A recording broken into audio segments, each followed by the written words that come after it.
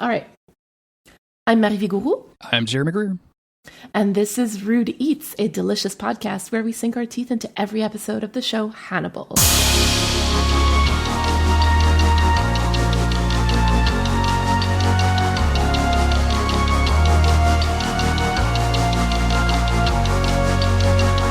My friends call me a killer if you're still hanging around.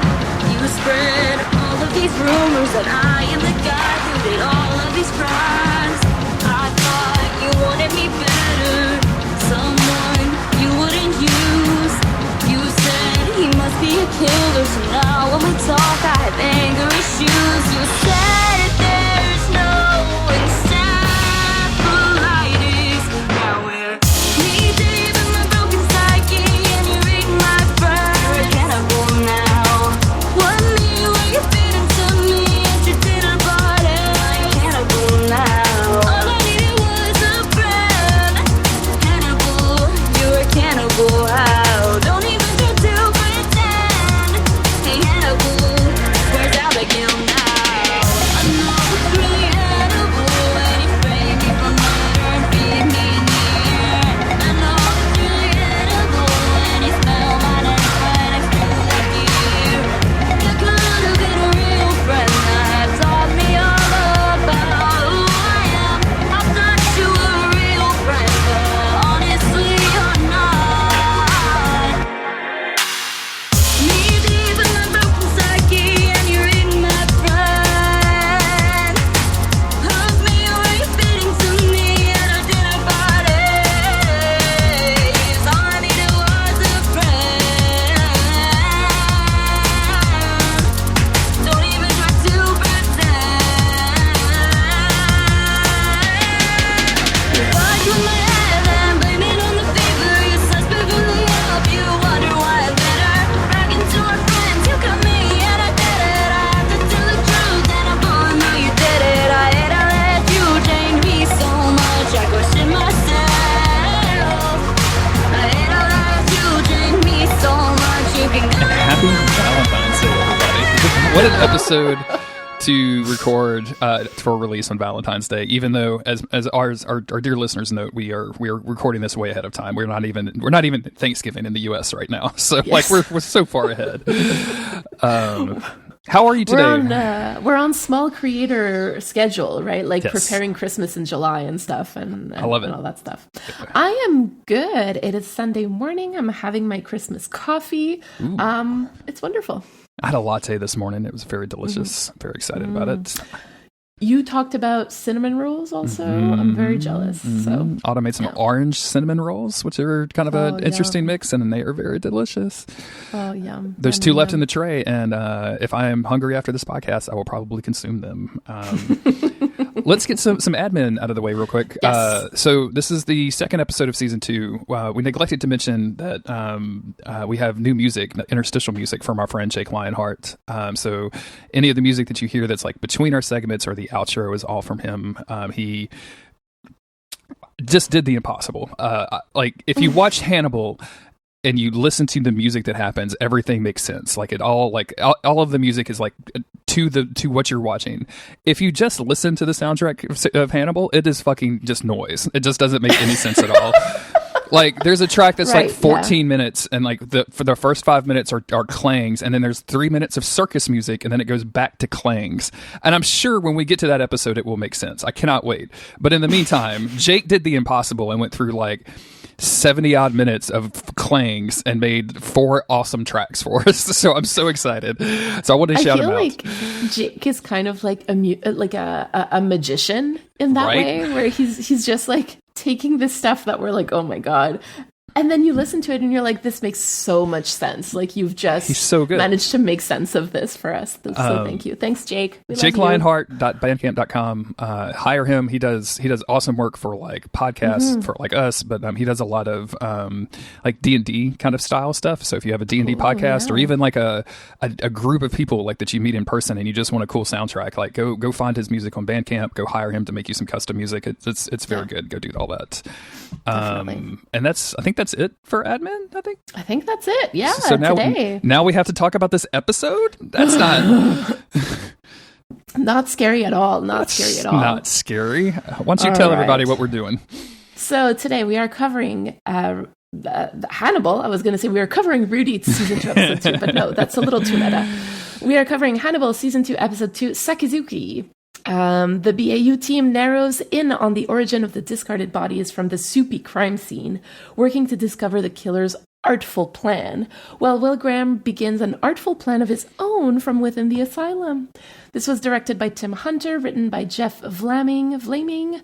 I'm not sure. I'm so sorry, Jeff. And Brian Fuller, of course. It aired on February 28th, 2014. Soupy crime scene. I know, right? Do not like that. That is... No, me neither. That is very bad. So yeah, this is a second episode of the season. I think it ramps up quite a bit from the first So episode. fast. So fast. And we're getting just more delicious Hannibal and Will stuff. I really enjoy Will in this episode quite a bit because he's being kind of sneaky, and I love sneaky. I'm so really? excited. I feel like sneaky is such an understatement for It what is, he's being. yeah. Okay, good. I'm like, wait a second, Jeremy. We need to talk. Before we get to the main beat by each section, why don't we talk about the episode title and kind of our theme for the episode? Right, of course. So Sakizuke is a course that's part of the kaiseki meal, and which we talked about last week, right? And it's usually the course that opens the meal. And so just like every course in a kaiseki meal, it's obviously like exquisitely prepared and decorated, right? Some sources said that it was often prepared in relation to like the current season and the season to come, but then other sources said that that was for another course of the kaiseki meal. So we're just going to keep that in mind, but with a little bit of a grain of salt here, because I am unfortunately not well versed enough in this to be able to say yes, this is one of these two, right? Yes, absolutely. Me either. Okay, thank you. So I read quite a bit about this from different sources, like I said, and I was like, I want to see some examples of that. And of course, I went to Instagram because there are still millennials out there who are posting pictures of their food. And we just want to thank you for your service. Honestly, like I hit TikTok and Instagram for restaurant recommendations all the time if we're going to like any kind of new city, and it's great. Like it is. It just like give me, because especially I'm sure Instagram is the same way, but like TikTok is like, here's the vibe of the place, here's 5 dishes that they serve, like here's the outside, and I'm just like screenshot. Yeah, but that's so important because a lot of the time, like you don't get the vibe of the place without actually like having somebody tell you, right? Because the vibes are just an in-person kind of thing. Anyway, so I'm going to give you some examples because obviously for us it's like 7 or 8 in the morning, but for people who are listening to this, maybe they'll wanna be hungry listening to this. So the first example is snow crab finished with layers of creamy crab miso, finger limes, and microflowers. I also found some seared unagi complemented with the sweet tang of amazu sauce. There's also scarlet prawn gelatin crisp with cabbage greens. The fourth one that I found was silky corn tofu with sweet mangaji, pepper, onion, and umadeshi. Mm-hmm. And for a fifth one, I had, Hokkaido cream, dashi and sancho marinated potato pave, Miyazaki A5 Wagyu tartare, and golden Ostera caviar. I just, like, number one, it's 7 a.m. and I'm super hungry now. Like, but A5 Wagyu tartare is probably one of the most ridiculously expensive things that I can possibly imagine. And it would be so decadent. Like, it's just going to be so incredibly decadent. And I'm here for it. And I think it fits into what we're about to talk about. Mm-hmm. Well, there you go. There's a pageantry to it. There's an art form to it. There's, perhaps a little seduction aspect to it as well, which we'll talk about. And to kind of come back actually to our theme, you prepped for this episode by reading the script, and you sent me a very specific part of it. And obviously this is going to release around Valentine's Day. And so I would like to look at this episode through the theme of seduction. First off, because seduction is often considered an art, right? And this episode talks so much about art, but also because this is like the beginning of Will and Hannibal's like mutual seduction, right? Like season 1, I would argue, is a lot about Hannibal, but season 2 at least for the 2 episodes that we've seen, these 2 men are really like gauging each other all the time and sizing each other up, right? Yes. And I think episode 1 or season 1 was a lot about Will, but like Will had a lack of agency, right? And I think now we're seeing the 2 of them like becoming, Will especially, like Will taking control over his destiny and his life, and how that's going to interact with his interactions with Hannibal is going to be super interesting. Exactly. And to come back to the script thing, the scripts actually describe Will and Hannibal's like toxic games with one another as Valentines, and I was just like lapping it all up. I love it. I love it so much. We've talked about it so many times. I've mentioned it several times on the podcast, but the fact that Brian Fuller read the same text that I did and was like, these 2 men are gay for each other is just incredible to me. And the fact that he made it into this, that he created this kind of tension, not just like, not like a will they, won't they, not like a rom-com, not like not even a direct, like, let's fall in love story, but in this like weird, psychotic, dangerous, bad for each other kind of way. I'm sorry about all of your personal relationships, Ryan Fuller. I feel like some of this is probably coming through, and it's a lot. So yeah, this is the theme of seduction. I think is really interesting, especially as we apply it to the quote unquote killer of the week, right?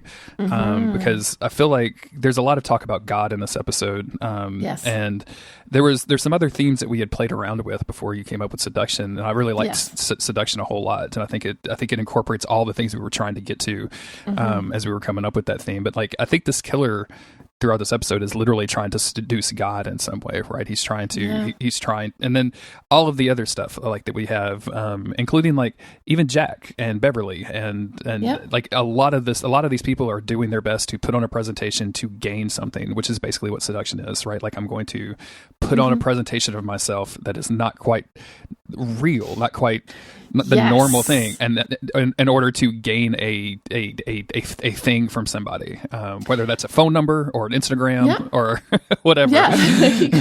Exactly. I've been married for 20 years. I have no idea what you ask a woman for nowadays. Like if somebody was like, "Here's my Snap," I'd be like, "I don't know what to do with this. Like, can you call me? Like, do you have is there a telephone booth next to your apartment that I can? I don't understand what to do with the Snap." So. Cherry's like, must install Snapchat now. Right? Wasn't the thing that was a part of my life. I have an Instagram, but like I think there's 3 photos on it. Like it would be bad. Like I'd be like a non-existent person if I got divorced. It'd be horrible. Oh my God. But I think that you're pointing us to this idea that like seduction, there's also a little bit of deception there, right? Like you're trying to show yourself at your best, which obviously we are never always at our best, right? And so there's this idea of like that slight little bit of deception in there, which is so present in this episode. And I think that like, obviously this whole show is a horror show, right? And so every single thing that is presented to us through the lens of horror, through the genre of horror. And so the relationships are also horrific. And I kind of want to get this out of the way to say like, obviously if this was IRL, like very different opinions, but like this is romantic horror, I guess, or like romance horror, or seduction horror. I love romantic horror. I don't know that I've ever heard. Surely there's got to be like, I guess every vampire book is romantic horror. There you go. I've never actually heard that expression. I think those 2 words put together in a genre form, and I absolutely love romantic horror. And yeah, I think agreed. Like there's the concept of like people. We see this online a lot with fan fiction of people being like obsessed with the villains or the antagonist of a show, and people being like, I can't believe that you like such and such because he's such a bad dude, and they're like, that's the reason that I love him is because he is such a horrible dude, and it's fictional, and who cares? Like you can like those people. They're not harming people in real life. Hannibal Lecter and Will Graham don't exist except in my heart. So in my heart, they can be romantic horror movie characters, and it's fine. So I'm excited to kind of explore this throughout this episode because there's also some really gruesome stuff we're going to have to talk about as well. Ooh. So are you ready for the Beat by Eat? I am so ready.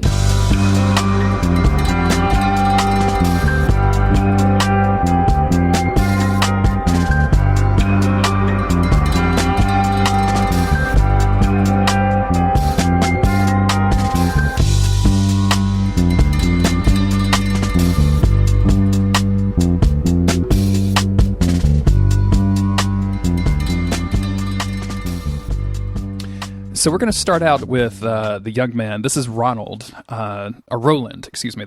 We finally get a name for this gentleman. His name is Roland. This is the young man that was kidnapped in the first episode, and now he wakes up in the mural that we saw at the end of the episode, at the end of the first episode. And he is literally sewn into a pile of bodies, and we have this very long, agonizing section of him ripping himself out of it. Yeah. Very graphic, very, very disturbing, very, very hard to look at, I think. Yeah, honestly, like this is really the kind of body horror that gets me. Like not much so far in this show had gotten to me that was like body horror, but like this got me. Yeah, I can see it because it's like it's the kind of gratuitous violence that we don't normally see.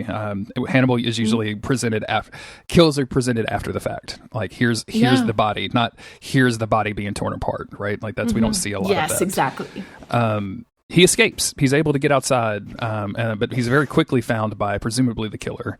And then there's a relatively lengthy chase scene where he's going through mazes of cars. He goes through a cornfield. Eventually, he gets to a cliff, and he has to kind of make a choice here, whether he's going to go back to the killer and try to fight, or if he's just going to jump off the cliff. And he decides to jump off. And it's a really brutal moment when we see him falling down and he hits the cliff on the way down and then falls into the water. As somebody who's jumped a couple of cliffs a couple of times, I'm always terrified of hitting this. Like this is the scariest thing. I mean, obviously being chased by somebody with a gun who wants to sew you into a bunch of dead bodies in a mural, but also jumping off cliffs, kind of scary. So. Listen, I found this to be so surprising, right? Because we're so used to seeing people jump off of of cliffs like that on TV shows, and they survive against all odds, right? And so to see a character die in that way was just so shocking. And they spend so much time on the chase that like you're like, okay, well, if they're spending that much time on the chase, then like this guy's gonna survive. But like not at all. And it just made me think about how much this show tends to leverage like so many tropes in media and just like completely turn them around. And like they managed to do it in a way that's not cliche, right? Like I've talked a lot on other podcasts about how I'm very, very, very weary when I hear creators say that they're going to subvert expectations, because like that's usually never a good sign. Sure, yeah.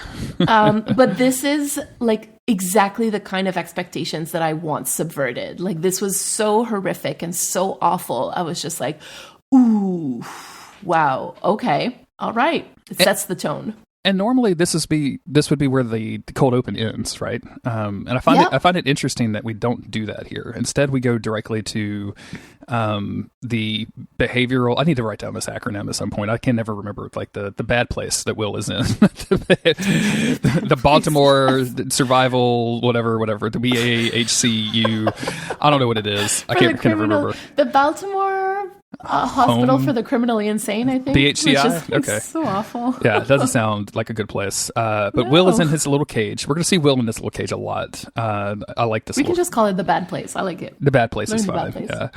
And Alana is there. And he's telling Alana that he's lost the plot, that he is the unreliable narrator of his own story. And he says that he's scared. We should also mention that Hannibal is here with Alana, which doesn't seem like good for Alana to bring Hannibal along, but I know, right? Like she knows what Will's been saying. Why is she bringing Hannibal anyway? Okay, I think this is so Alana during this episode is going to attest that like Will isn't innocent, that he did these things, but he didn't know that he was doing them.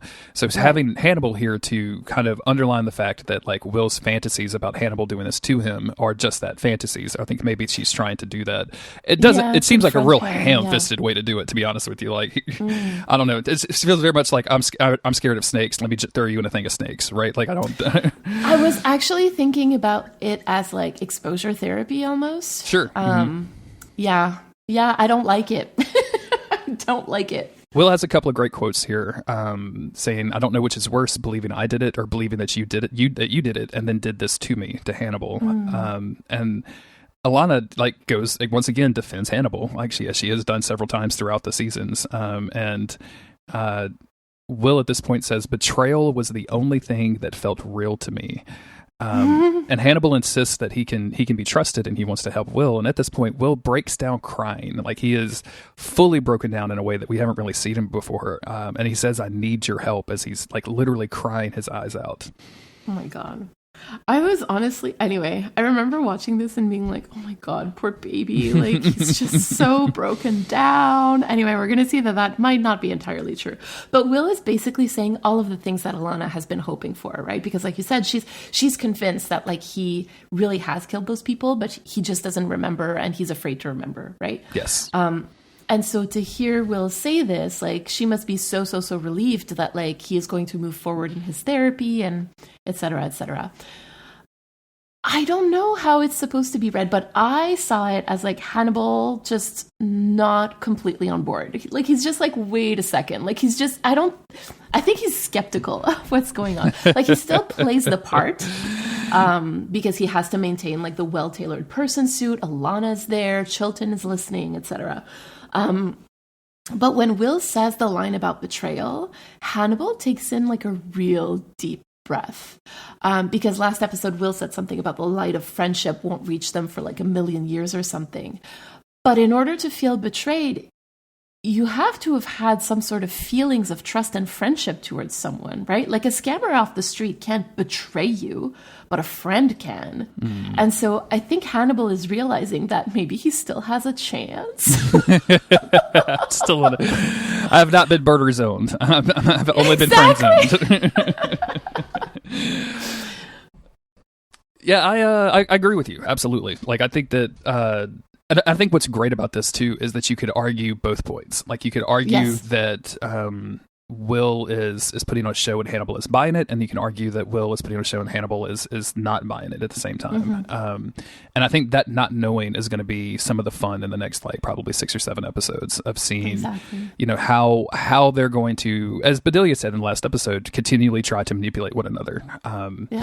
And we see this when Will is escorted back to his cell. He's in handcuffs, and as they free him and he sits down, he's still very emotional, except when the orderlies leave. And as they leave, his whole face changes, and he just becomes absolutely stoic, like as if he was just pretending to have all of this emotion.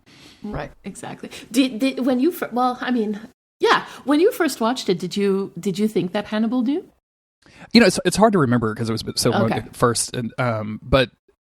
They make Hannibal into such a super observant person that I think I absolutely believe that he was seen through Will's disguise. And at this point, like watching it now, it's really difficult to put my brain into a place. I've had to do this with Supernatural in the past as well as Merlin, where I put myself in a place where like I have to pretend I haven't seen everything. But it's super exciting to me that he could be looking through this and taking it as almost a challenge, right? Like, he's like, the game is on. Like, this is the thing that he has been looking for, right? Like, so it's not his relationship with Will, like with this person that he's obsessed with, is not over now. This is there's still a chance, right? Like, there's still, this is not over. Like, so after the intro, we see Bedelia appearing at Hannibal's door, completely unannounced. This is the first time we've seen her in his office. And she says she's there to end her and Hannibal's professional relationship, notably without a referral, which is kind of a joke that Hannibal makes, which I think is very funny. And she says that she has reached the limit of my efficacy. And I want to talk about the blocking on this because as Hannibal like walks towards her to continue this conversation, she very physically takes a step back to the point that he looks down and notices and continues to walk towards her in a very threatening manner. And it's just that kind of blocking that I really enjoy in a TV show because it's not mentioned in the script. It's not mentioned, like they don't talk about it. It just happens on the screen. And if you notice, you notice. And I love that kind of stuff.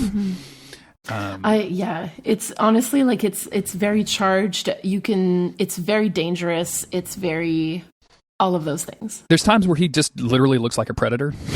Yes, this is one of those times. It looks like he is stalking his prey, and it is extremely scary. But yeah, he is the lion in the room in that moment, right? Yes, absolutely. So scary. She mentions that she appreciates his persistence and pursuing her help after her attack. And it's so, like, the way she's phrasing this is so very careful because she doesn't want to appear rude. right? Like she wants Yes. to, she's very, very carefully trying not to incite whatever she sees inside of him. And we don't know what that is, right? We don't know Right. what she knows about him. And she's just being very careful. And specifically says that, you know, she's not going to share any of her doubts about his actions towards her or with Will Graham with Jack Crawford. And she has no plans to tell Jack anything. And she even says, like, I would feel as guilty as, I would be seen as guilty as you would if I did. Right. And I love this line where she says, I had to draw a conclusion, glimpse through the stitching of the person suit that you wear, that you are dangerous. And it's at this point that he's like very, very close to her. And she says, like, please do not come to my house anymore. And then leaves. And I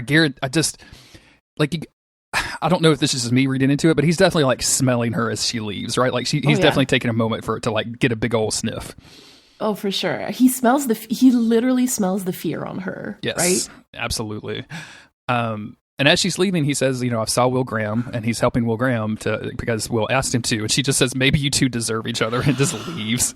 Listen, I was so shocked. This whole scene shocked me so much because I was so sure. I mean, I've talked about this like so many times on here about how like, I was like, Bedelia knows more about Hannibal than she lets on, right? Like I was so sure that she really knew who he was and that it was just so shocking to see her so afraid of him, really. Like, yes. I think there's also like that moment, like as somebody who's assigned female at birth, like I immediately related to the idea of like having to end a relationship with a man that you've come to find out is dangerous, right? And trying not to set him off in whatever way he might be set off, right? Obviously not that this is always gendered that way, but that definitely hit home for me. And so to hear her say that Will and Hannibal like deserve each other after saying that Hannibal is dangerous, like it would seem that she thinks Will is like as bad as Hannibal, which like I don't even have the capacity to start to unpack here, right? Like, you know, I think at this point, so we're going to see at the end of this episode where Bedelia and Will meet, where she says, you know, I feel like I know you, and he says you don't, and she says, no, I don't. Right. So. With keeping that thought in mind during this conversation, and when she says that you deserve each other, I don't necessarily think like she sees a monster in Will, like she sees something monstrous in Hannibal, but I think she sees the obsession with one another, and that's what she's saying. Like, you guys deserve each other because you can't let this go, right? And you know, if Will is literally in jail because of what you did with him, which is presumably what she believes, and he's still fucking with you. He's still then he right, absolutely, there's still a chance, right? Yeah. If he's still picking up the phone and asking for Hannibal Lecter after he believes this, then yeah, he absolutely deserves what he's going to get. Is Bedelia's point of view, I think. Okay. And I all right. I really dig this too. Like I really I think that, you know, Bedelia is a character that you think like was in cahoots with Hannibal a little bit, because absolutely. And then having this interaction where she just gets too terrified, you can almost see that both of those are true too. Like we did this thing, like something happened and it made this bond between us, but now I am so fucking terrified of you that I have to get out. I have to leave the country. Like I have to go elsewhere. I have to hire somebody to put sheets on my furniture. Like I've got to get out. Yes. We'll get to that later. Yes. But I just... Whew. Anyway. And just to tie this home to the theme of seduction, right? Like this is her very much trying to seduce Hannibal, in a kind of a way that you described as a woman trying to not necessarily seduce a man, but to, you know, get away from a man in a way that makes him happy, right? Like to appease him. So going back to that idea of seducing someone, of applying deception in order to gain something, very much applies here. So. Oh yeah, absolutely. We go to the lab. We find Roland. They have found him, and they're confused because this body is much more damaged than normal. Hannibal has a line here about dandelion seeds, that he's scattering bodies in every direction but his own. And Hannibal, stop describing. Hannibal, please stop talking about your own self in the FBI morgue. Exactly. But he's doing the same thing or a similar thing that Will was doing, right? Which was like to say silly, like, well, not silly, but like absolutely unhinged things that other people are just like, oh, this is weird. weird. Absolutely. Nobody in the FBI Quantico program trains you to listen to Will, Graham, or Hannibal talk about dead bodies in the morgue. Like, poor Z in this. It just has to listen to this dude. And I like this. There's an awkward moment, which is something we don't normally see with Hannibal, where he's he doesn't quite know where to fit in. So like he's kind of brushing shoulders against the team, and as he tries to back up, he backs up into Beverly, and eventually Jack has to literally like call him over and like come stand over here by me. And I like this. It's just a very small thing. I don't think it's. I guess you could argue that it's pretending a little bit, but I don't think it is. I think he just literally doesn't quite know where to stand in this situation because he's never been here before. And I just like this moment of vulnerability of us seeing him just slightly more human than normally he would. I honestly fully agree with that. It's it kind of shocked me because we're so used to seeing Hannibal so in control of every social situation that he's in. And it just kind of like caught my attention because I too could not quite tell if it was real or not. And I'm like, I don't think it matters, you know? I don't think it matters. I love a show that makes you think like, is any of this real? Like I'll absolutely adore it. Yes, there's a show called Legion that for the entire first season, I couldn't tell you if anything was happening in quote unquote the real world or just the character's head. Like I just couldn't. And it's so fun because I was just like, I'm just going to roll. Like I'm just going to roll with this. Who knows? So, he also recommends like finding, he uses a French term here that I forgot, but it's basically finding, if they can find, trace evidence in the cracks of the coating he used, like you can see in oil paintings, which is really interesting. And this really made me smile because you can tell that Hannibal is trying to like ingratiate himself with the ERTs, right? But he still works it out to make them feel small by using a term that they wouldn't be familiar with, right? Yes. So he could have just said the cracks, 100%, right? 100%. But he's like in the craquelure, you know? I'm just like, so like. On the one hand, he's trying to seduce them, but on the other, he's also trying. He also feels, I think, that this is beneath him. He's like, ugh, I have to do this, but I really don't want to, you know? And I kind of love that about Hannibal. Agree. Yeah, absolutely agree.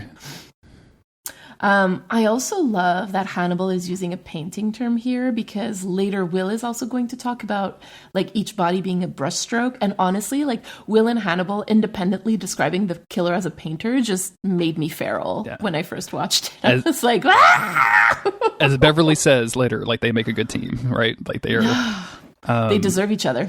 Beverly kind of looks at this and I think she tries to be clever here, and it doesn't quite work. Where she basically knows the information that Will Graham gave her in the last episode, that the killer is choosing his victims based on the color of their skin to make some sort of mural. And when she lays that idea out, even Hannibal is like, it's almost like Will Graham is in the room, and Jack is like, it sure is, and like immediately like camera finds Beverly in Jack's office immediately afterwards.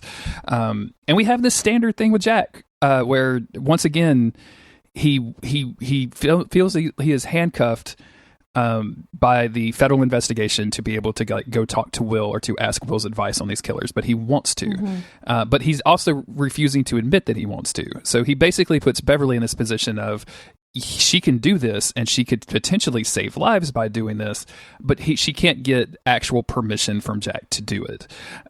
So he just says, you go do your job. You know what your job is? And she's like, yes, I know what my job is. Oh my God. We've seen this from Jack over and over and over again. We saw it with Miriam Lass. We've seen it with Will, and now we're seeing it with Beverly. It's one of my least favorite characteristics of Jack, to be honest with you. It's something that really frustrates me. I mean, same. And also, like, Miriam Lass got killed. Will is at the Baltimore Hospital for the Criminally Insane. Like, where is he sending Beverly? Like, I don't like this. Yes. I really don't.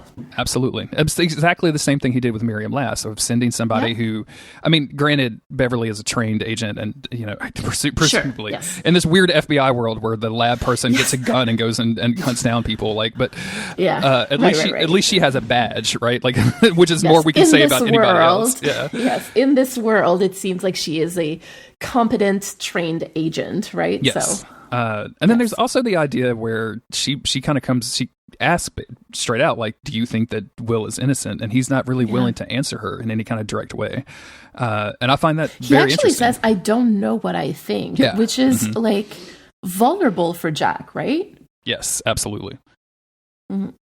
And this whole thing, honestly, like really made me question the character of Jack. Like not the character as in like the fictional character, but more like his moral character. Because Hannibal said something last episode about Will being Jack's bloodhound, right? And Jack shouldn't ignore where he points.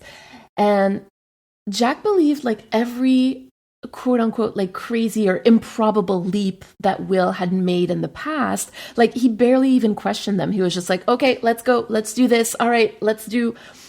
And like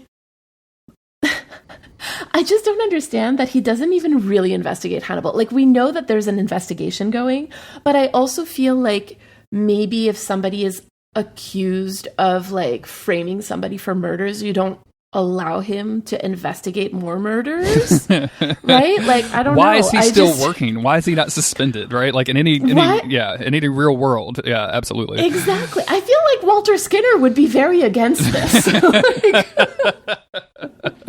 you know, like this just doesn't make sense to me. And again, to kind of like bring it back to this world, it really feels like Jack's desire to like close cases is just so strong that he's willing to work with somebody that his previous consultant is saying like framed him for several murders. Yeah. And I just find the cognitive dissonance here between like his gut telling him one thing and his ego telling him another. Like, I just find that it makes Jack so human, right? Because it's so relatable in so many ways. Like we are full of these kind of like dissonances, and to see it in Jack is all the more frustrating because it's not in us. Right? Yes, absolutely. But I think it's there you go. But it's also like, you know, something, if you put yourself in the position of Jack, where he is the leader of the behavioral science unit, whatever the acronym is in the FBI, like his job is to catch serial killers who commit crazy, intensely bloody, horrific crimes. So in his mind, like he has to be this person. He has to kind of stretch these rules in order, because the good outweighs the means, right? Like that's the goods justify the means, I should say. And so like it's difficult to put ourselves in that position because we're not responsible for catching serial killers, but Jack is. And if I got that job tomorrow, like what would I do? Right? Like I would try to do anything to prevent a body from being killed again. Certainly. And but at the same time, like you look at this and you like, but we have rules for a reason, Jack. Like we have rules. There's a reason you don't send like untrained agents in the field because they die. Like, what are you doing? Well, they die. And also like, I mean, again, like bringing this back to the real world, then you've got to prosecute these cases, right? Yes, exactly. Right. Yeah. Like you can't, like process matters in court proceedings. Right. And so like, if you're working with somebody who's been accused of a bunch of stuff, like, the defense is obviously going anyway. Like I'm not going to go into that, but I just it drives me a little crazy that Jack like just cares about catching murderers at any cost, and I'm like, this is unprosecutable. Yeah, we've just been like, the show has been pretty good about just killing the murderers, basically. So we don't really have to worry about like any of the prosecution stuff. But I will give you a little preview of next episode. I hope you like court proceedings. Oh boy. Okay. So the end of this conversation, as I mentioned, is basically like, you go do your job, whatever that is. And then we're going to cut back over to Hannibal, who very secretly takes a whiff of this corpse. I love that he has, I don't think this is embarrassment, but he just doesn't want to explain why he would sniff. Like sniffing a corpse is bad. Like no matter what. I don't care what situation there's no situation where you're like, yeah, this is the thing. This is but no, sniffing corpses is bad. Period. End of story. So do you disagree, or you're just? No, I completely agree. I just, it had never occurred to me that, like, yes, of course, he didn't want to have to explain why he's sniffing a corpse. Of course, yeah. But again, this show gets you so much into it that you're like, of course, Hannibal sniffed the corpse. Of course, he sniffed the corpse. Yeah, why wouldn't he? He can smell anything. The dude needs to sniff. Okay. And I love this shot. This is one of the, I think one of the things I love about Hannibal the most is when they go kind of into these weird, surreal moments. So as he smells the corpse, he smells the cornfield that that Roland ran through at the beginning of the episode. And the image turns from where we are in this morgue to a cornfield. And as the camera comes up, we see Hannibal standing next to the table from the morgue, surrounded by a cornfield. It's almost like he has put himself here somehow. And it's just like he immediately kind of senses where and when this person was. And then we go back to reality, and he just reaches over and turns off the light, and that's the end of the scene, which will probably make it into our music video in some way. That'll probably be like the last scene if I had to guess, because I clipped it the other day. So, oh, I'm so excited. Okay. I know that people have seen it, but we haven't. So yes, I'm very, we haven't very even excited. made it yet, and people have seen it already. Yes, This is so weird. I know, it's very weird. But this scene was actually so reminiscent of Will imagining that he was fishing on the river, right? Like, and we'd never seen Hannibal do something like this before. It was only Will, right, who imagined himself in other places, or like, you know, with the whole pendulum, and everything. And I also love that Hannibal is using his superpower to solve murders the same way that Will uses his. Yes. Like, he's really trying to be like Will here, isn't he? Like, They make a good team. He's just so. Yes. We go over to the BHCI, which is hopefully the correct acronym that we have invented for this episode, where Will is once again sitting in his tiny little cage, and Hannibal arrives. They've got a line drawn on the floor showing how close you can get to the patients. And then they have a brief discussion about a pissing contest, because I guess Will says people, some of the inmates have taken to trying to piss on, their visitors. And that turns into like a conversation about a pissing contest, which is just very strange. It's just a weird conversation between these two, but it ends up with Hannibal, with Will inviting Hannibal to sit closer. Like, I'm not interested in a pissing contest with you. Like, you should come sit closer. Right. And Hannibal reminds Will of the comment that he made about how far they were from friendship, that the light of friendship wouldn't reach them for a million years. And it's like, is that still what you think, honey? Yes. I'm waiting for you to get feral, so I'm just gonna be. No, that's it. There you go. That was the thing. I just can't with these two.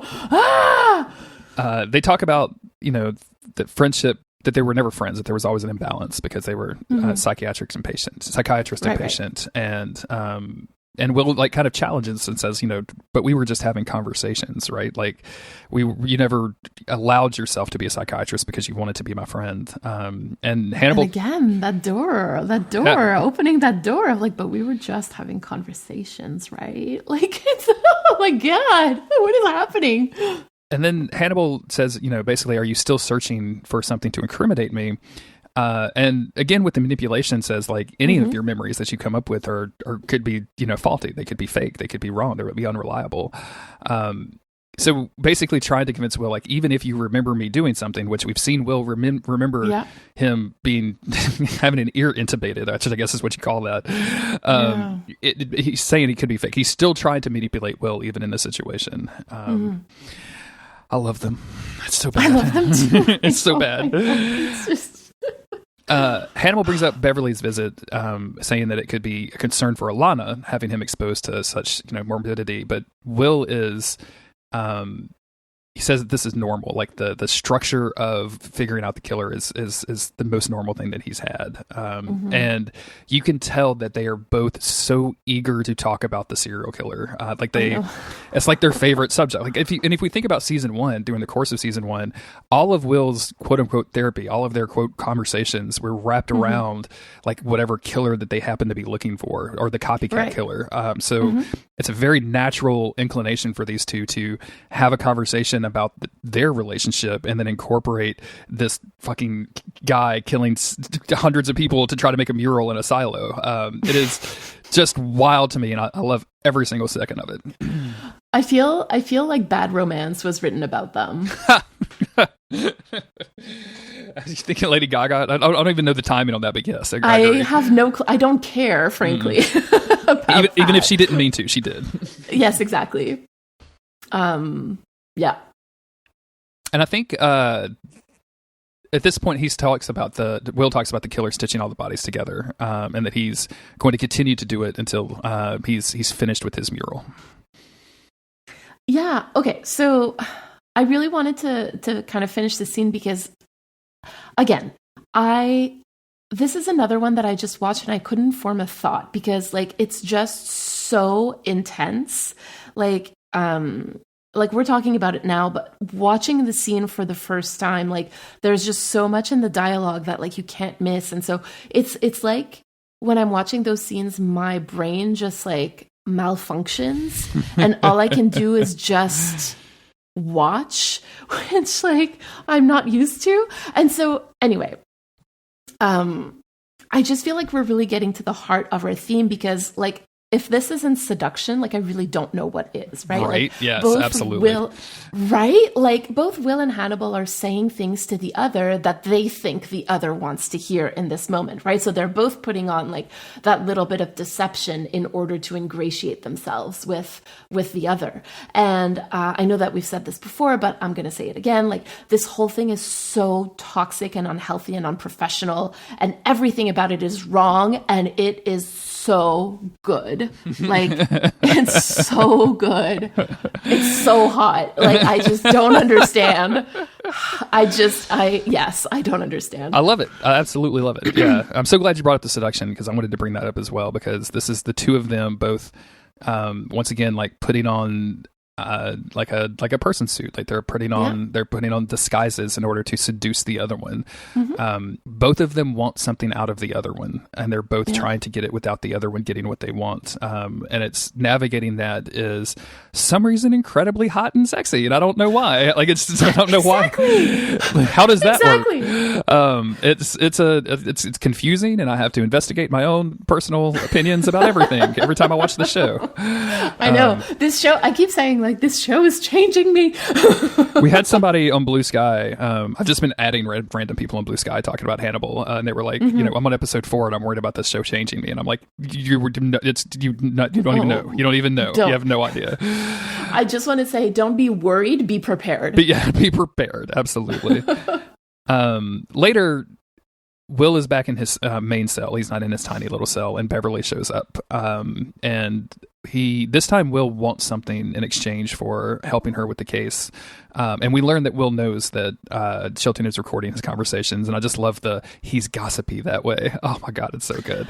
I know, right? Like it's so like he hates him so much. It's so good. It's so good.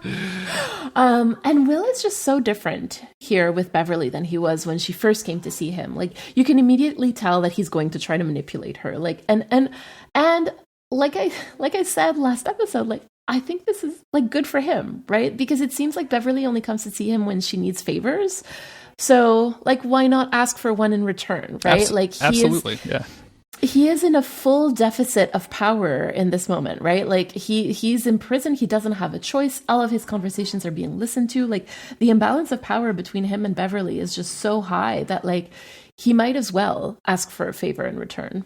And I like this favor. The favor that he specifically asks is to forget all of the evidence, put all of that aside, and to start from scratch. And if he's guilty, his theory is that if he's guilty, they'll find more evidence, and if he's not guilty, well, they'll find that too.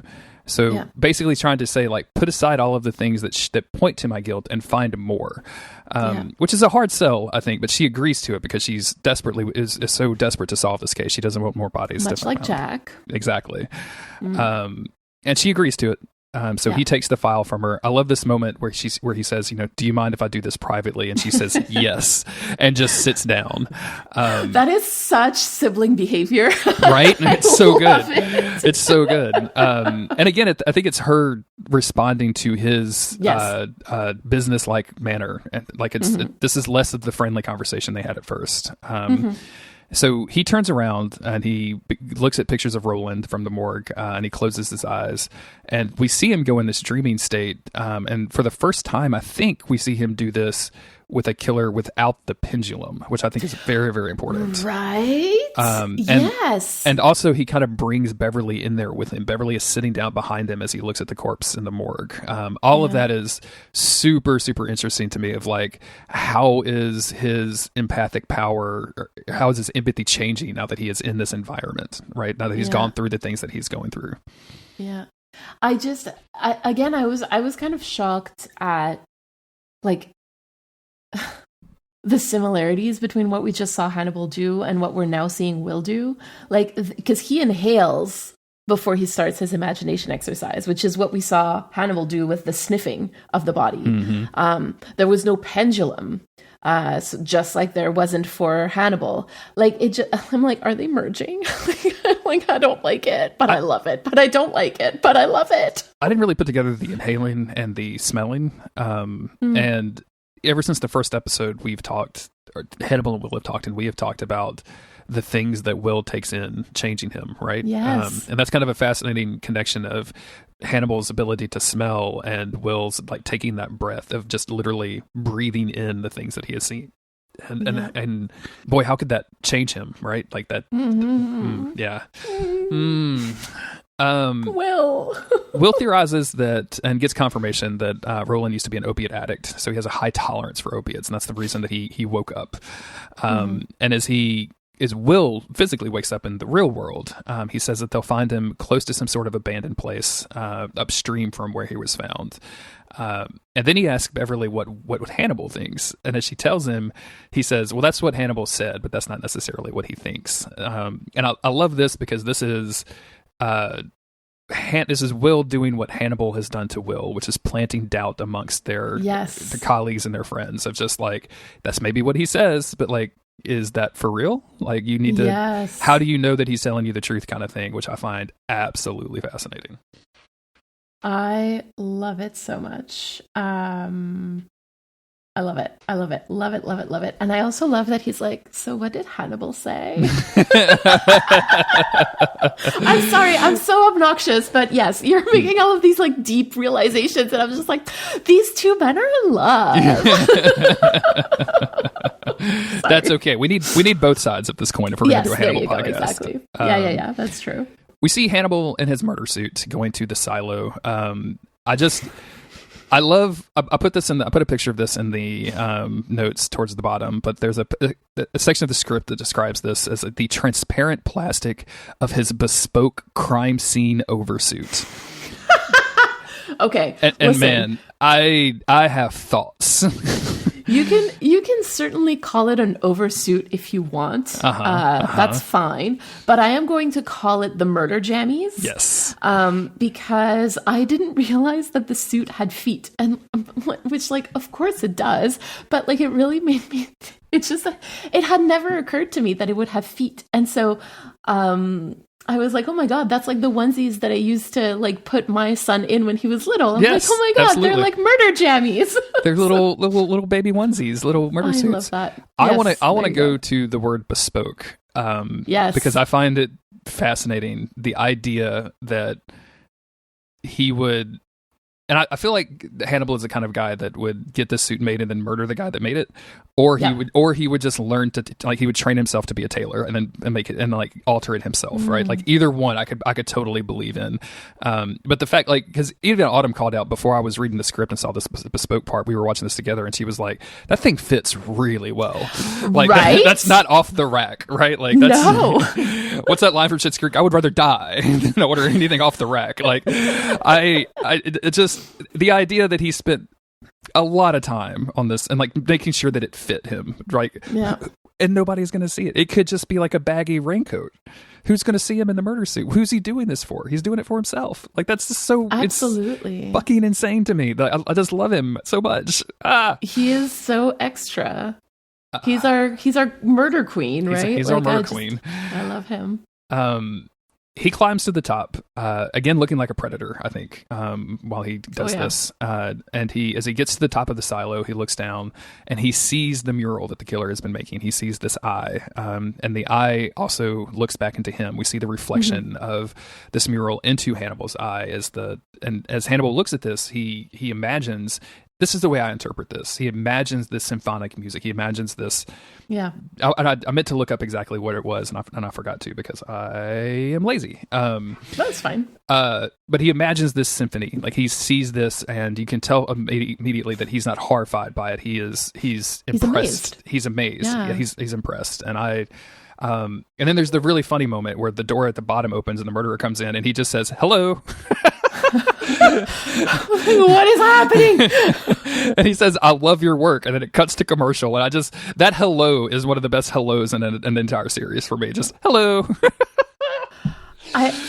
honestly, like, so again, I'm getting through this series for the first time, right? And like Hannibal has been so careful, like not to be seen, not to be this, not to be that. He's wearing his bespoke murder jammies, right? Like, and at that moment when he's like, "Hello," I'm like, what the fuck is happening? Like, what is going on? I had no idea where any of this was going to go anymore. And I was just like, I have to stop trying to figure out this show. I just need to sit and enjoy it. Just experience it.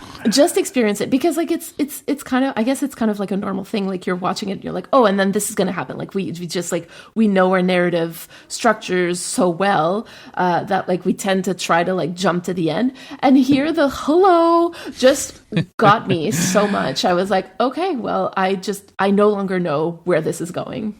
You know, this is kind of a tangent, but on something you just said. But when I was growing up, I was always excited about watching television and watching movies and stuff, and I would try to share that with like my like parents or like older people and like uncles or whatever, and they didn't have like the same level of this excitement as I did about it, and it's taken me like now that I'm in my 40s. And I've consumed so much media, and I've talked about it so much on podcasts, and we've trained my brain to be a little bit more analytical as I've gotten older, to realize that like eventually you just come to the point where you're like, oh, I can see all of where this is going, right? Like I can kind of predict where it's going, and that doesn't necessarily make it bad. It just makes it like, formulaic, and that's what stories are. Stories are formulas, right? So, but anytime anything can break out of that and like genuinely shock and surprise me, I am so excited about it, and that's something that Hannibal does in a really, really good way. Like in this hello moment is definitely that, because you would expect like him to like quickly like duck back, right? Like I think but instead he's like hello, and I just absolutely love it. It's so good. It's the intonation of the hello also. Yes, like he sounds like Jack in Supernatural. Hello. I should absolutely like put that in our little sound bank and put that and make it just like a thing in there. I love it. The next scene is we find out that the FBI has found the crime scene. Beverly tells Hannibal that that him and Will make a good team because Hannibal gave them the what and Will gave them the where. Between the two of them, they were able to track down this silo. Jack warns Hannibal that he's never seen anything like this, and Hannibal's just like, I'm sure that I haven't. So good. Hannibal's got jokes, man. Like he's got funny. goofs. He's got goofs. Yeah, I like that his audience is only himself, though. That's a real that's a really good comedian kind of standpoint. If your audience is only yourself, if you're only up there to make yourself laugh, and somebody just happens to get it along the way, that's good stuff right there. Yeah, I agree. They go inside. This whole scene is a little weird for me, and I'm curious if you feel the same way. So Jack talks about this as like how a human could go so bad. He's horrified by what he's seen about how a person could do this. Hannibal, they talk about God, and Hannibal says that he doesn't believe that it's either in nature nor nurture. And I didn't get the exact line here, but he talks about, how we are born with this genetic predisposition to, do these things. And Jack just looks at him and says, praise the mutilated world, huh? And I don't know what to make of this conversation at all. I'm very curious about your opinion. Honestly, my literal notes are, I don't know what to make of that. Okay, good. All right. Just because like if it's not nature or nurture, then what is it, right? And like if genetic predisposition is not nature, then what is it? Like it's, I don't know. It didn't make a lot of sense to me, and I don't know how much it matters. Yeah, I don't. It's difficult because I know season 2 a lot less better than I know season 1, right. So I don't know if this conversation comes back up again. But like it just seems. It seems weirdly out of place. I don't know why. I don't. Well, I'm kind of wondering if maybe this is also like a way to kind of explore the relationship between Jack and Hannibal. Okay. Just because of what we saw in episode 1, right? So I don't know, right? Like, because Hannibal is trying to do a little bit the same thing that he did with Will and Alana, right? Of like saying, oh, well, it's not insanity if 2 or more people in the tribe believe that it's like normal, right? Like I think he's trying to like seduce Jack into thinking that like killing people isn't actually that wrong. Yes. Yeah. Right? Like, I don't know if maybe that's what he's trying to do. Yeah, I think that's as good of idea as I have, to be honest with you. So I don't, because I'm kind of lost in the praise the mutilated world thing. Like, I feel like there's going to be a conversation later in the episode that maybe reflects back on this, where Jack talks about how seeing Will as a killer has changed the way he sees the world. Maybe that's a preview to this. Like, we're seeing Jack literally change his opinion about the world as things go darker around him.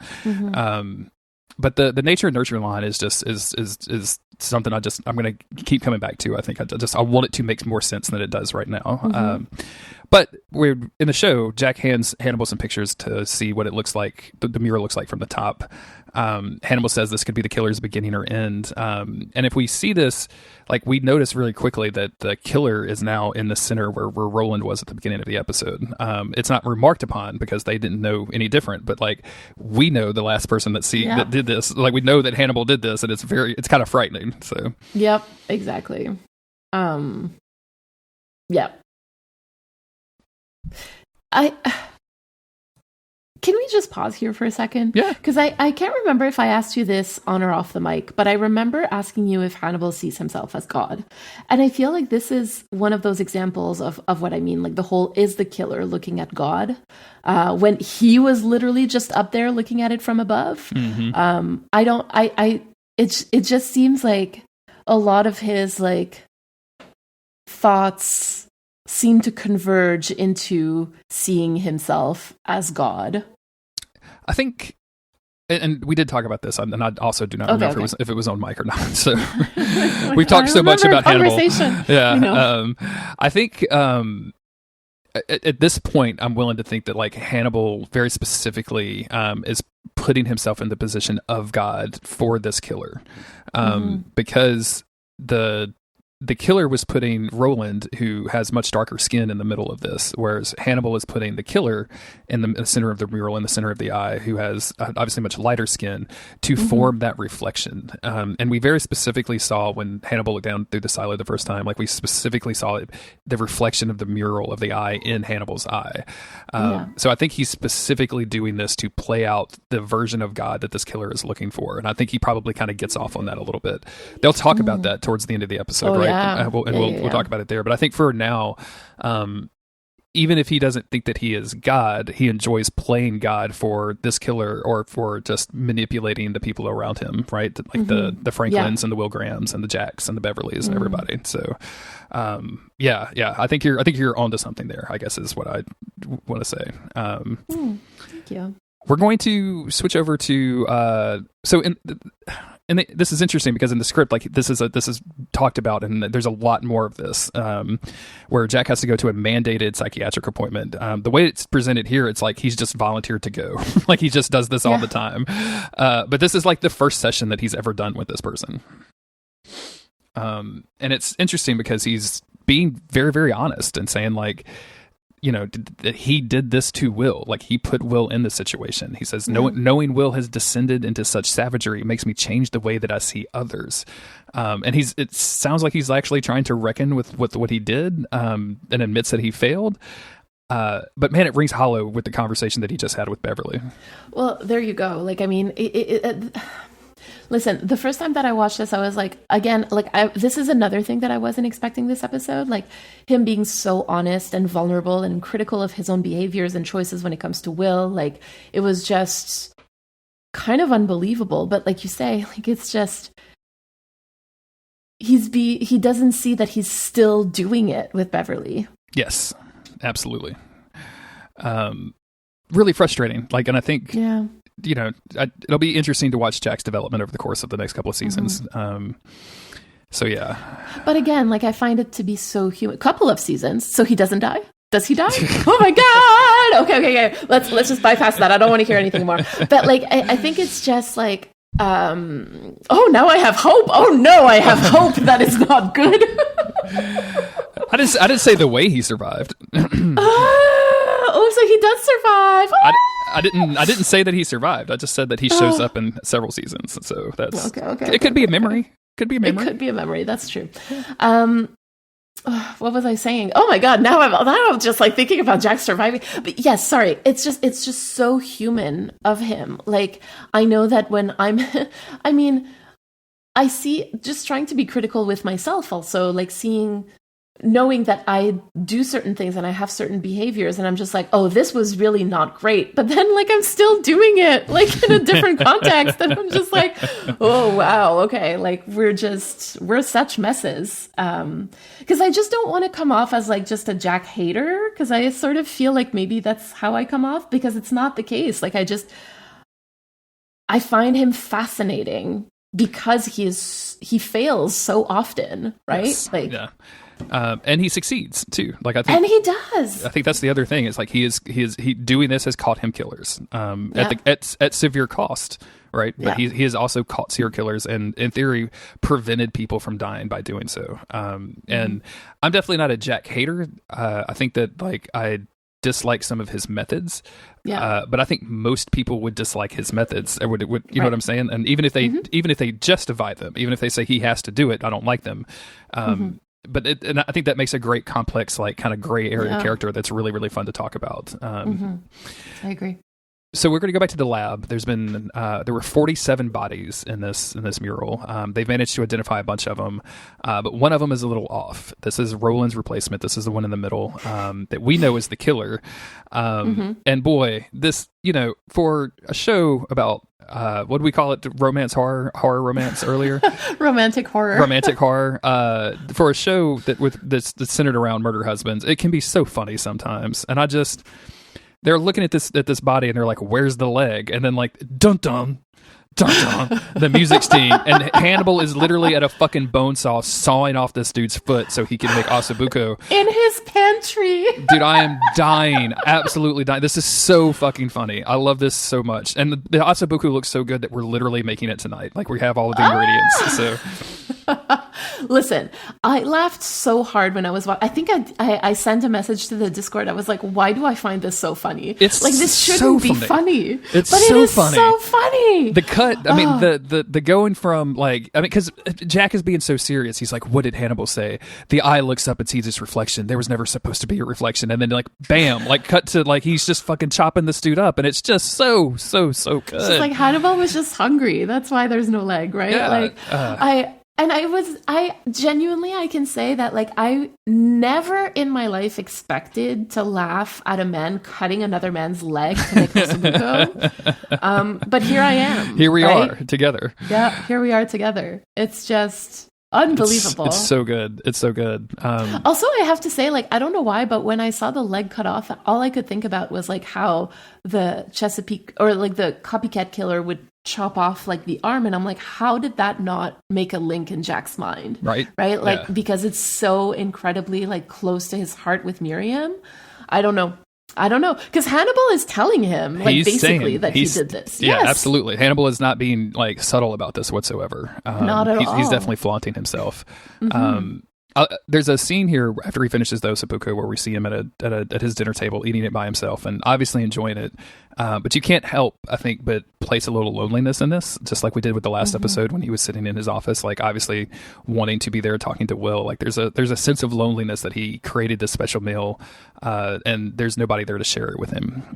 And also, I just want to go back to something that you said earlier that really sparked my brain cells about about Will inhaling and Hannibal smelling. Like he's once again like taking in this killer, right? Like he is this time literally, like in a very literal fashion. Yes, absolutely. But again, like he taking in and trying to figure out how it's going to change him, I think is.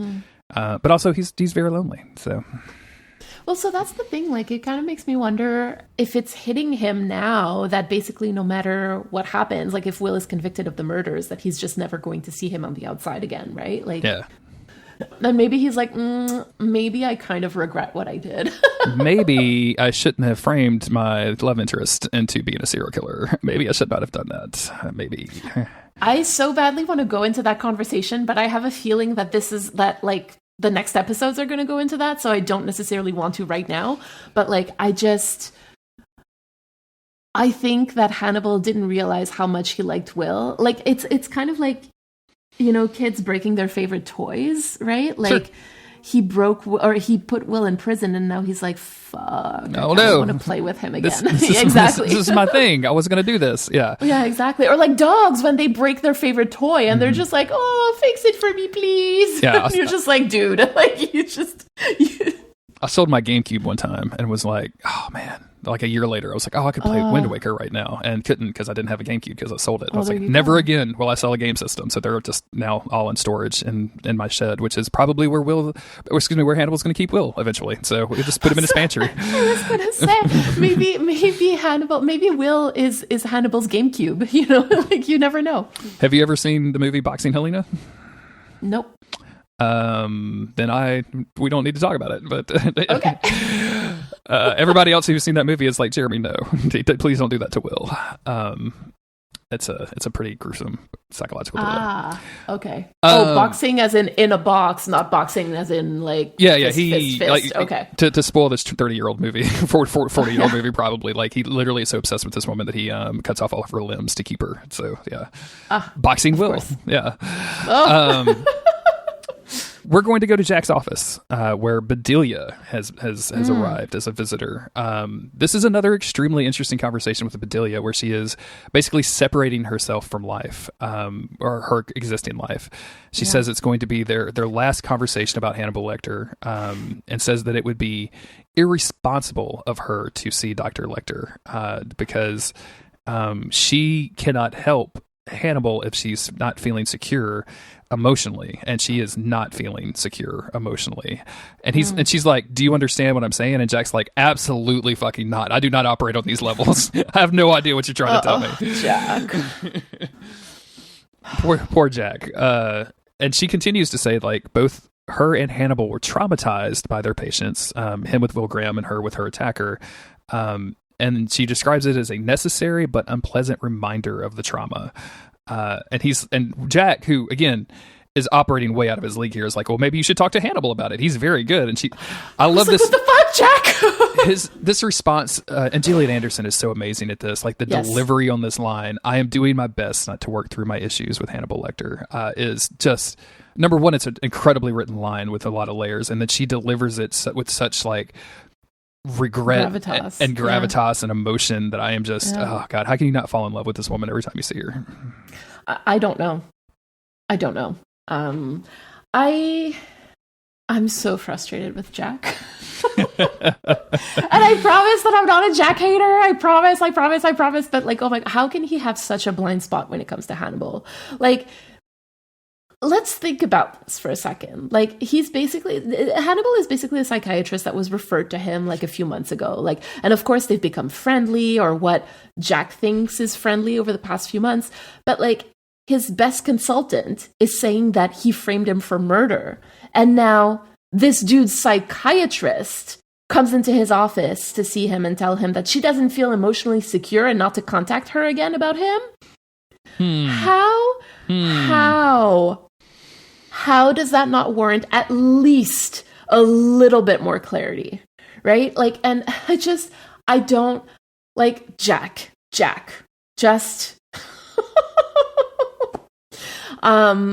but I do have like an attempted answer to my own question, which is that Hannibal has seduced Jack, right?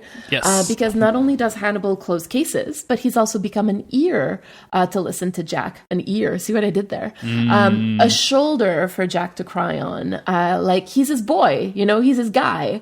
And that's a relationship that Jack didn't have with Will. And so I'm just picturing What We Do in the Shadows. My good Tom boy, my super pal. Yes, my good Tom boy. I love Matt Berry so much. Oh my God. Yes. But that's exactly what this is. I love this idea because I agree with you 100%. Like, Hannibal has completely seduced Jack to the point where Jack doesn't even take Will's, theory, like, realistically. Like, they go through the motions of an investigation and like look at his suits and kind of do that stuff. But treat it with any kind of seriousness whatsoever, because they have these lovely meals together and these late night drinks where they discuss the cases, and there's this professional relationship, and and he's such an insightful. Hannibal is so insightful when it comes to how murders are done while he's on the crime scene, and what these bodies could mean, and what the bodies are trying to tell them. That Jack has just become completely seduced by Hannibal, and it's what Hannibal does. Like this is the secret horror of what Hannibal Lecter does to people, is that he seduces them so that you think that you love him and that he's on your side. I don't know why, but I'm thinking back to that first scene where Jack meets Hannibal, right? And he commits the blunder of thinking that Franklin is Hannibal. Yes. And then he's like, he very, very clumsily tries to seduce Hannibal also by telling him, oh, I'm such a layman compared to you. And Hannibal is just like, fuck off. Like, what are you doing? Like, this is not how it's going to work. And so I think Hannibal was so easily able to size up Jack. Like, Jack was just so unassuming when he met Hannibal that it made it so easy for Hannibal to just play Jack. Yes. Like, entirely and completely. We're going to follow this scene with Beverly and Hannibal, who are once again asking for Will's help. And he's a little bit resistant this time. And Beverly makes this comment where she says, she very pointedly says that she's working very hard on this case, and she doesn't have any time to work on what else she has been tasked to do. And camera finds Hannibal. Right, Hannibal picks it up, and I'm not here for that at all. Like, Beverly should be a lot more careful because she doesn't want to become Asabuko, right? No. I'm just struggling. Oh no! They show Will a picture of the eye. We're just going to move on. There's no problem. No problems are being had. Nobody turns into Asabuko besides this guy. I think this is the only Asabuko scene we've seen. So, did I lose you? I'm sorry. Where are you? Oh no! No, everything's fine. Don't worry about it. Everything's good. Everyone's happy at the end of season 2. Everybody is going to be super happy. I told you that everybody was going to be happy at season 1 at the end, and I was mostly right about that, right? Like, that was true. It's a true statement. Okay. All right. I hate this show. It makes me feel too much. I don't. Okay. All right. Let's move on. Oh no! Yes, I'm just gonna let this play out for a little while. I just need a moment. Just gonna let the recording rock on this. I'm sorry, everybody. This is just Mary just needs to get this out. I just need to get this out. I'm actually crying. Oh no! Oh no! I'm sorry.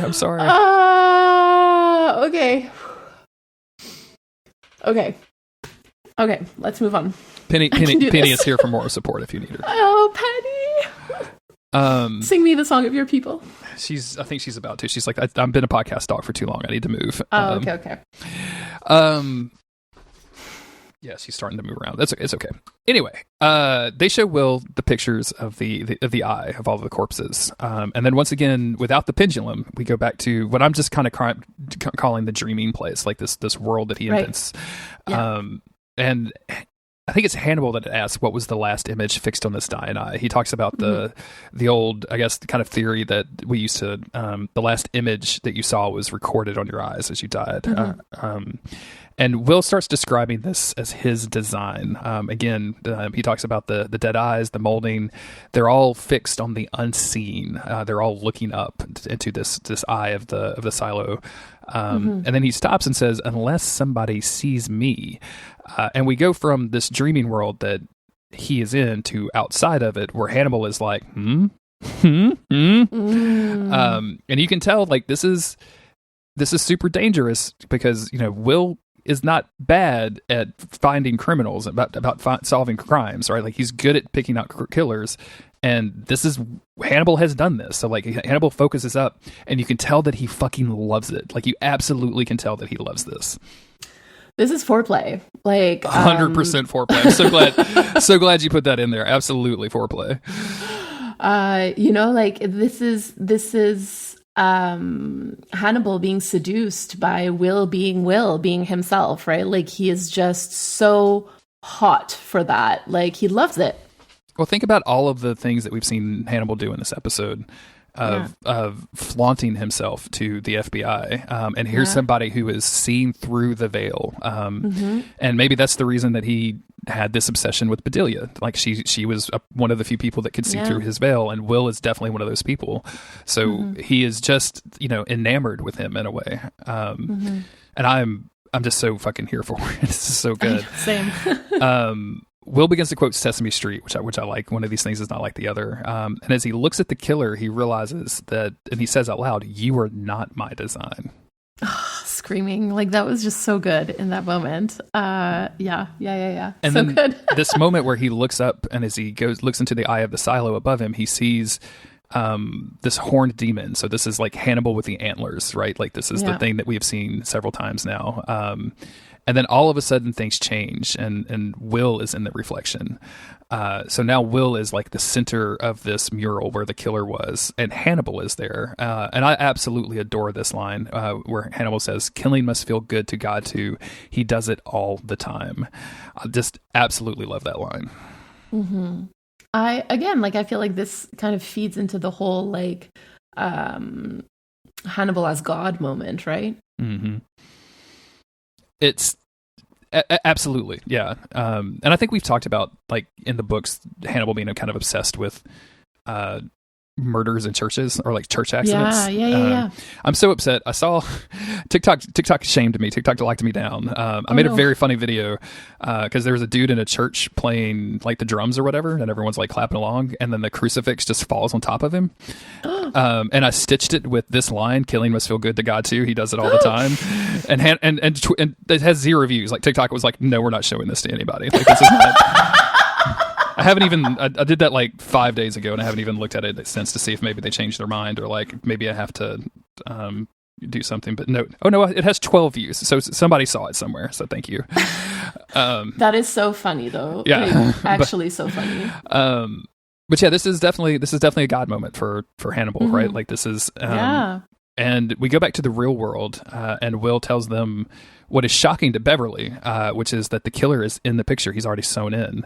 Oh my God, Hannibal just looks at Will and says, "He must have had a friend." And I am just screaming out loud, especially with all of the talk about friendship being, the light of friendship being a million miles away, and all of the, oh my God. I see this as like Hannibal telling Will that he did this, right? 100%. Like, this, yes. This really feels like that trope of like two people who are like in a relationship that other people don't know about, right? And like, they say one thing that only the other person can understand, right? That means something else to them. Like, they're basically speaking in codes to one another. And it just, obviously, lyrics from Taylor Swift are coming to mind.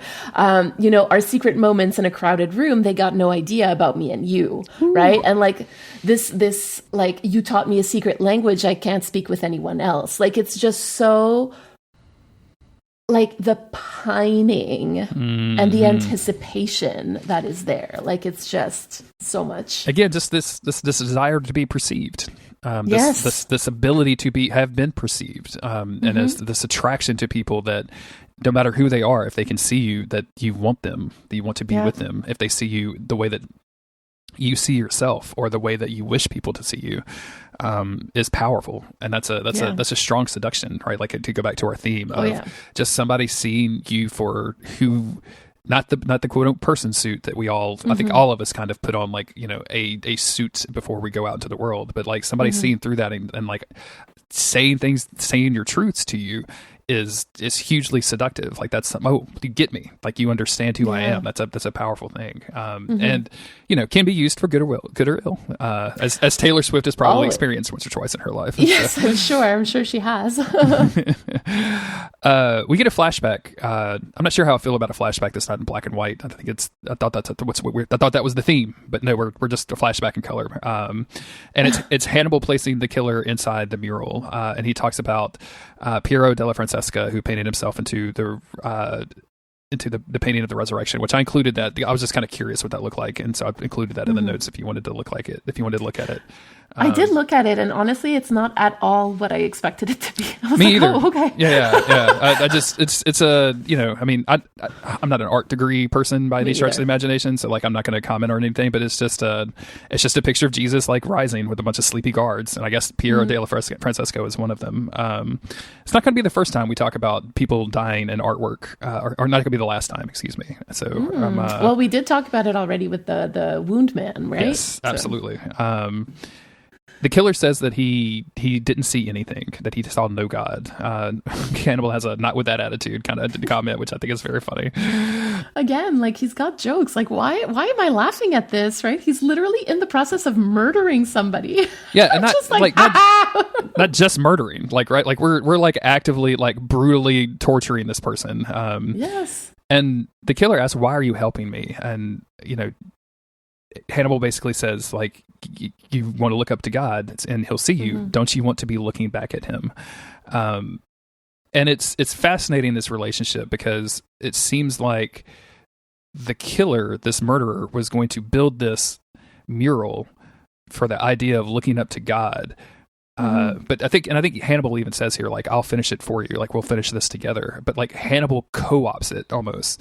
And like almost takes the meaning away from the killer, but the killer is kind of into it too. He's like, oh no, this was way better. Like, you had a much better idea, which is really funny to me. Like I was like, I'm like a stage 6 killer and you're a stage 8 killer. Like you obviously have had a lot more to think about this. Like you're doing well and I am not. So. Well, so that's a little bit like, I guess, when I saw this, I was like, what? Why does he think that like getting murdered is helping him? Like, I just don't get it. But again, maybe this is not about like getting it in the classical sense of the term. Maybe it's just about like the horror of somebody like willingly being murdered, I guess, like to be able to finish an artwork, a macabre artwork.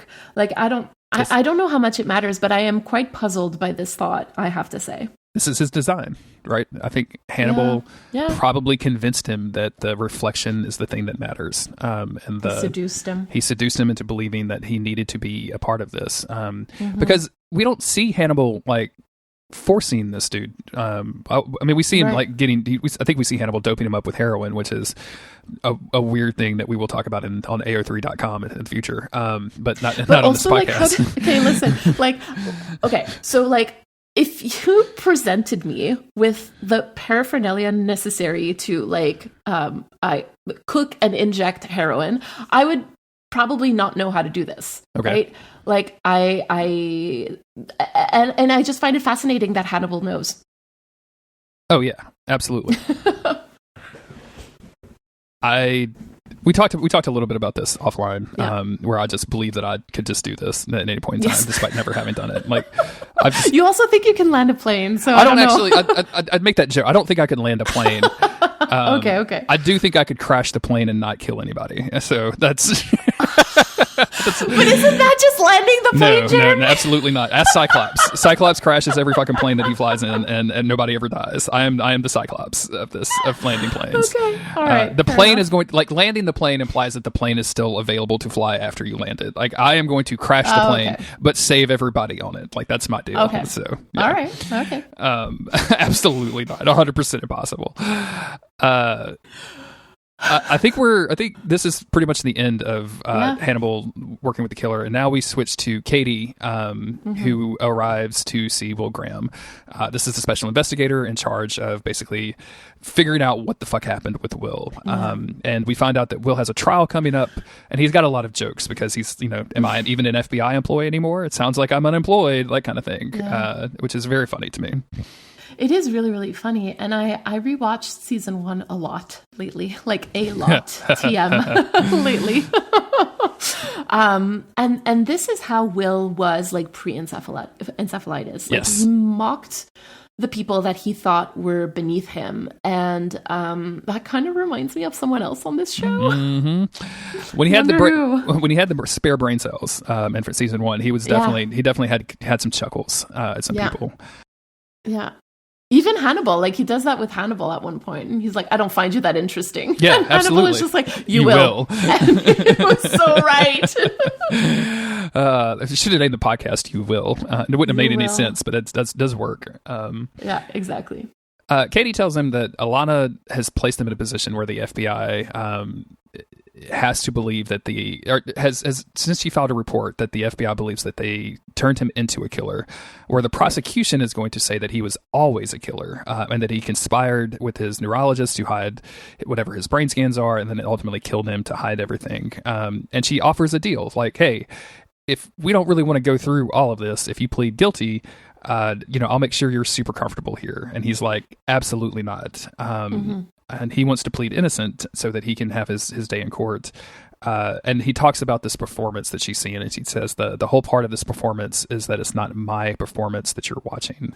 Yeah. And she says, I'm trying to save your life. And he says, I guess I'll have to save my own. And I love this because this is an attempt at our theme. Like, Katie's obviously here trying to seduce Will, and it just absolutely does not work on him. It falls on deaf ears. Like, she can't get through to him, can't get through this exterior because he's so confident that he can somehow get out of this. Well, I think, yes.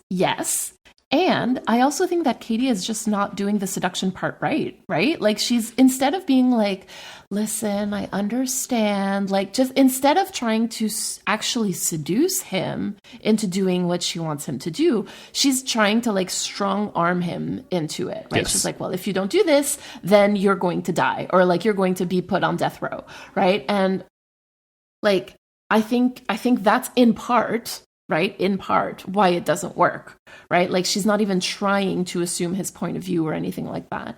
And that line from Will, like, I guess I'll just have to save my own life. Like, it's like, this really got me in my feels because that's what Roland tried to do. Yes. Right? Like, he realized that he had survived attempted murder. He realized that no one was coming to save him. And to quote Will earlier, like, he survived what was done to him. He tore himself free. But he still ended up dying in his attempt to save his own life. And I don't like it. I don't like it. Again, I don't like it. I don't like the foundations that are being set up in this season at all. I love the comparison to Roland. That's a really good observation. And I like the fact that Katie is kind of fumbling this altogether. It reminds me of the conversation that Jack had with Bedelia, where some people are just operating on different conversational levels than other people. Yes. And Katie is much more used to, like, a straight criminal who knows that they are guilty but wants something in return, right? Like, I know I'm going to jail. I might as well get, books or something. Yeah. And Will is just not on that level whatsoever. No. Well, I mean, when you're innocent, you know what I mean? Like, I mean, I think that there's something very primordial about that. Like, if I was put in prison for something I did not do, I'd be like, absolutely not. I'm not pleading guilty. Like, I don't care how many books you give me in prison. Like, I'm going to fight this, We go from here to Will in his, like, kind of dream place again. He's fishing in the river.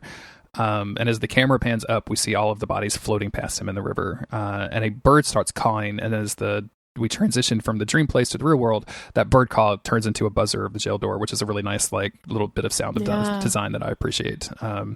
And Will turns around and sees Bedelia for the first time. And this is just such a shocking moment, I think, that you just don't expect. Like, we saw Bedelia say goodbye to Hannibal, which obviously she knew. We saw Bedelia say goodbye to Jack, which she had met several times. And now it's like, what are you even fucking doing here? Like, what is your goal? I know, right? Yeah. I again, this was so shocking to me to see her in that, in this context, right? Like, it's just, like, you don't know what's going to happen. Like, that's just such a rare feeling of just not knowing what's going to happen. Like, it's just so charged. Anyway. And she says she's heard so much about Will. I feel like I know you. And Will very quickly says, you don't, which we mentioned earlier. And she agrees, like, no, I don't. Exactly. Which I really, really love. Like, she's like, oh yes, you're right. It's true. I don't. She describes herself as pulling away from social ties, which Will observes is difficult for a psychiatrist who relies on, social ties, right? And she says this most interesting thing here, and I love this line so much. I am convinced Hannibal has done what he honestly believes is best for you. Right. And that is just so... so I mean, it works on so many different levels, and I don't even think Will gets it at this point, right? Like he's like, I don't think he understands what she is trying to tell him just yet. Mm-hmm. No, not at all, right? Like he doesn't get, and I kind of like, I just I just want to know more about this. I hope we see Bedelia again. Anyway. I'm gonna ring a bell. Oh no. She also says something that I find really interesting because the pronouns here she uses are the pronouns. Am I doing that right? Yeah, pronouns. Yeah, pronouns. She says that the traumatized are unpredictable because we know we can survive. You can survive what's happening to you. And her placing herself with Will in this sentence, I think, is very powerful. It's also, I think, a level of seduction, right? That she's trying to get inside his exterior walls a little bit by placing herself in the same position as him. Like, we have both been traumatized, and also saying that we can survive it. You can survive this, and he takes this. And he says, like, what's happening to me? Like, he's confused by that. And she steps close to the bars. The orderlies are kind of freaking out. She's over the line, right? Like, she's not supposed to be this close. Her mouth comes so close to his face as he approaches the bars, and she whispers, "I believe you."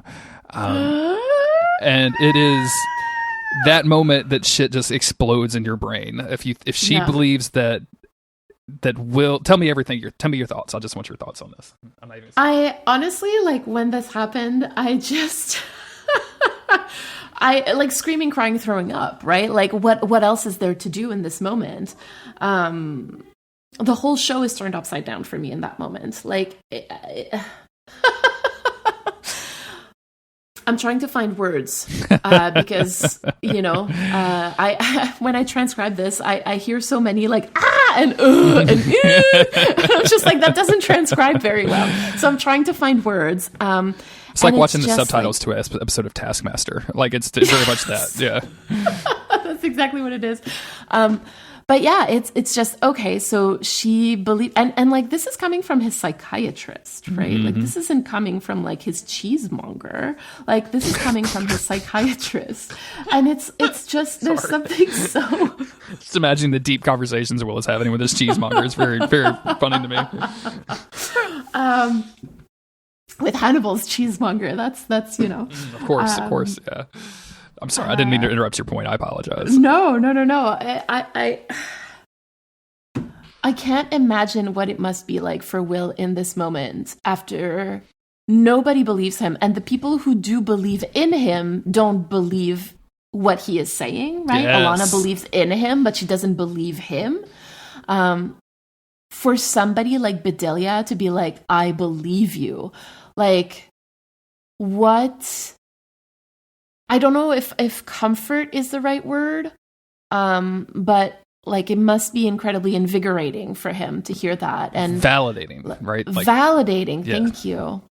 And he reacts strongly to that, right? Absolutely. Yeah. I mean, you could tell it physically shakes him. Like, he is not expecting to hear this from this person, and obviously, he doesn't know if she's reliable or not, but it's the first time that he's had external validation for what he believes internally. And he's been so manipulated, and his brain has been so manipulated that he even says, like, so he said, I think in the last episode, that he can't trust the stuff that he thinks or that he believes. And it's like, so now all of a sudden, like, someone saying, "I believe you," is like going to give him like so much, I guess, that bedrock that he kept wanting in the season one, right? Like, that you're going to give him that solid ground, that foundation. Even though you said earlier you're not very happy with the way this foundation is being built. Yeah, no, I don't like it. I don't like it. But it's there. But it is there. Yeah. And it just leaves him completely shaken. I think he doesn't know what to do about it, and it completely turns around everything that you think about Bedelia, because up until this point, she's been Hannibal's protector and confidant. Yes.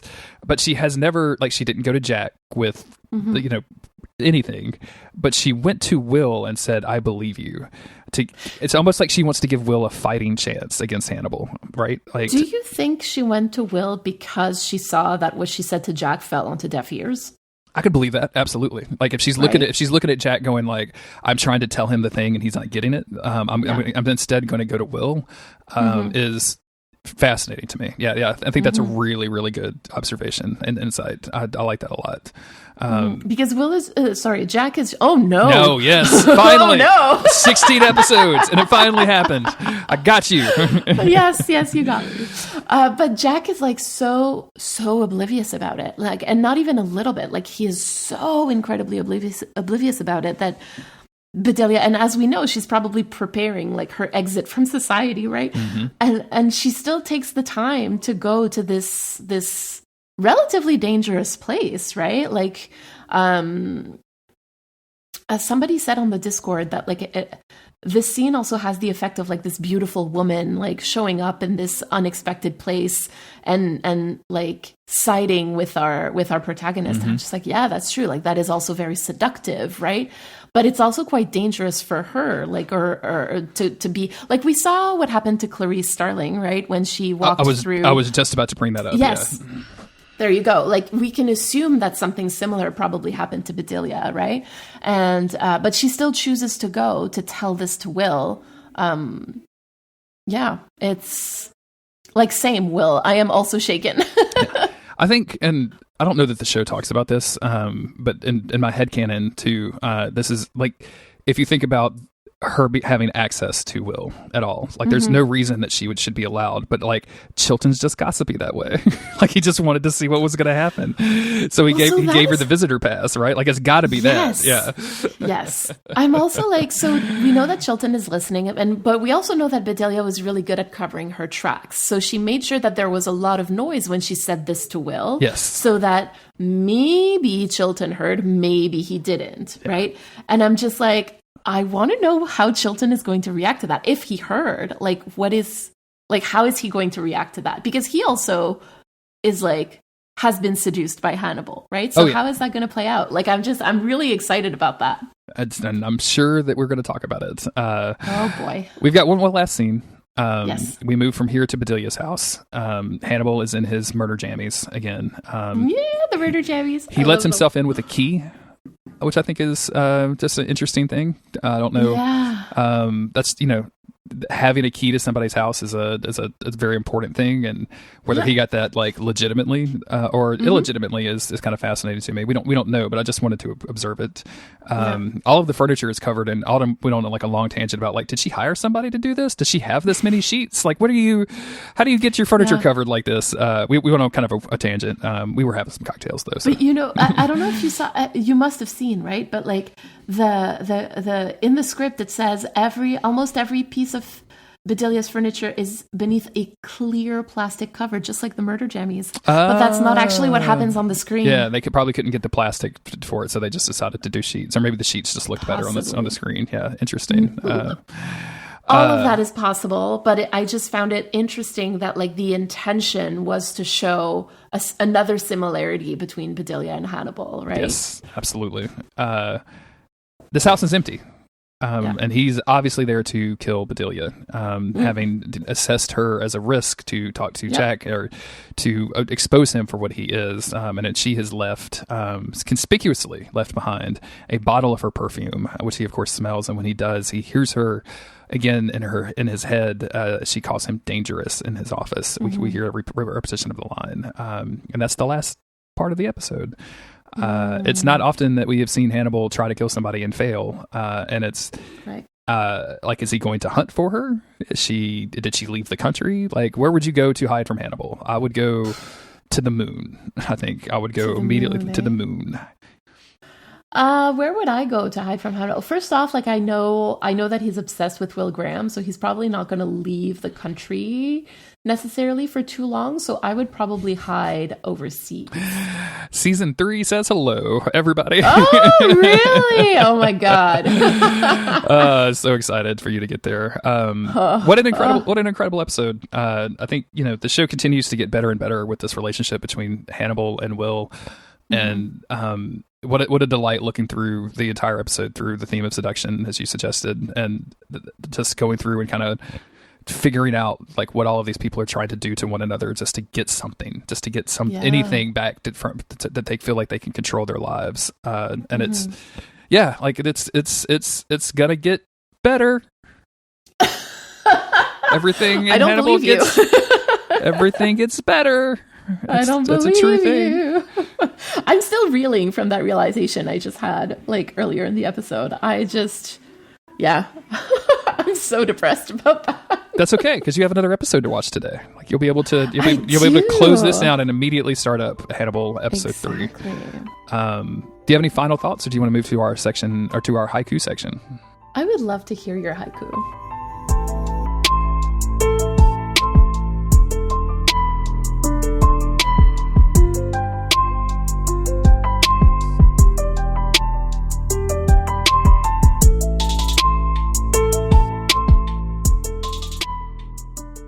So I'll start us off. My haiku reads, "Does a god look down, or do we only look up for our reflection?" Jeremy, that's so deep. Like I read it and I was like, that is so good. I love it.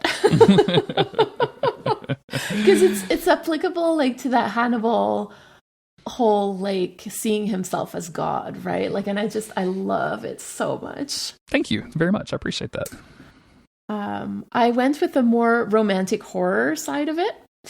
And I tried to craft something that could be read both from Hannibal's point of view and from Will's point of view, and it changes the meaning when you think about one or the other thinking that. Okay, so crowded room secrets, he is all I want to see, his voice in my head.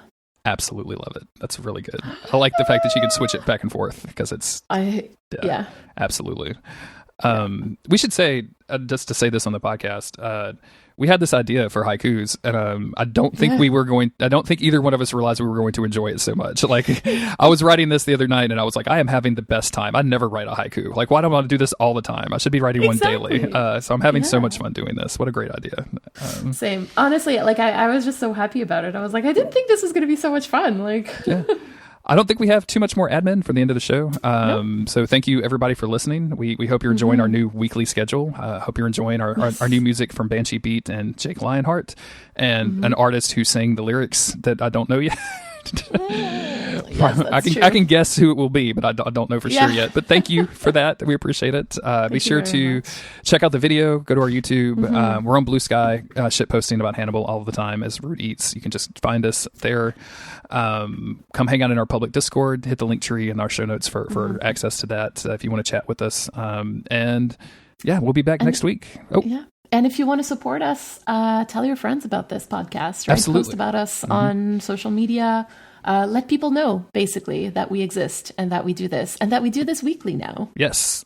Believe it or not. My favorite way to promote a podcast is to get people to go to their family reunion and just get their cousins' phones and then just add us on Spotify. So just go steal your cousin's phone, go to Spotify, add Root Eats, and eventually they'll listen. It'll be perfect. It's going to be great. So there you go. Exactly. They're going to get a notification for like super handy files at one point. They're going to be like, what is this? What did cousin Greg give me? I don't know what this is. Thank you everybody for listening. We'll be back next week with more Hannibal. And remember, until then, bon appetit. Bon appetit, everybody. Good morning. You have perfect timing. Yay! Like I literally just like jumped in. Haha. And did the thing. Perfect. Perfect timing. I was like, I'll give it a try, and then we'll see if it works or not. 6:55 a.m. Let's talk about Murder Husbands. Oh, yes, it's 6:55 a.m. for you. It's okay. I woke up at 1. So. Oh, Jeremy. that can't be good. I went back to sleep, though. I went to sleep back probably like 2:30 and then woke up at 4. So my sleep schedule's just like, it's just done. We're just not. I know, but it's so important, though. It's okay. I'll take a nap at some point today. So. Or probably not. Autumn wants to set up the new aquarium today. So. Oh yeah. But it's a huge aquarium, so she needs man help to move stuff. Yeah. I can. Yes. It's. How big is it? Like how? Like, do you know the actual dimensions, or like? I'll take Is it going to take up the whole wall, kind of thing? Almost. Yeah. It's going to like that wall that I've sent you a picture of. It's going to be mostly aquarium now. Yeah. That's awesome, though. And like she started this, like, it's just the little table we had was just a table that we had in the guest room for a TV. And then, so she was going to put this like little aquarium on it and grow these fish to see if she liked it, right? Like Right. she didn't even know she was going to like really enjoy this. And it turns out she really fucking enjoys it. So she's all in, which is exciting. So she's going big. She likes these weird little fish, these weird loches. So, like Marge? like large Marge, yeah. Large Marge. She's a biggin. She's trying to find. There's So those are like those weird flesh color ones, and then she's got like the brown spotted one. I'm not sure if I've shown you that one. We just call him Brown Guy, which seems kind of racist, but whatever. It's a fish. I'm not worried about it.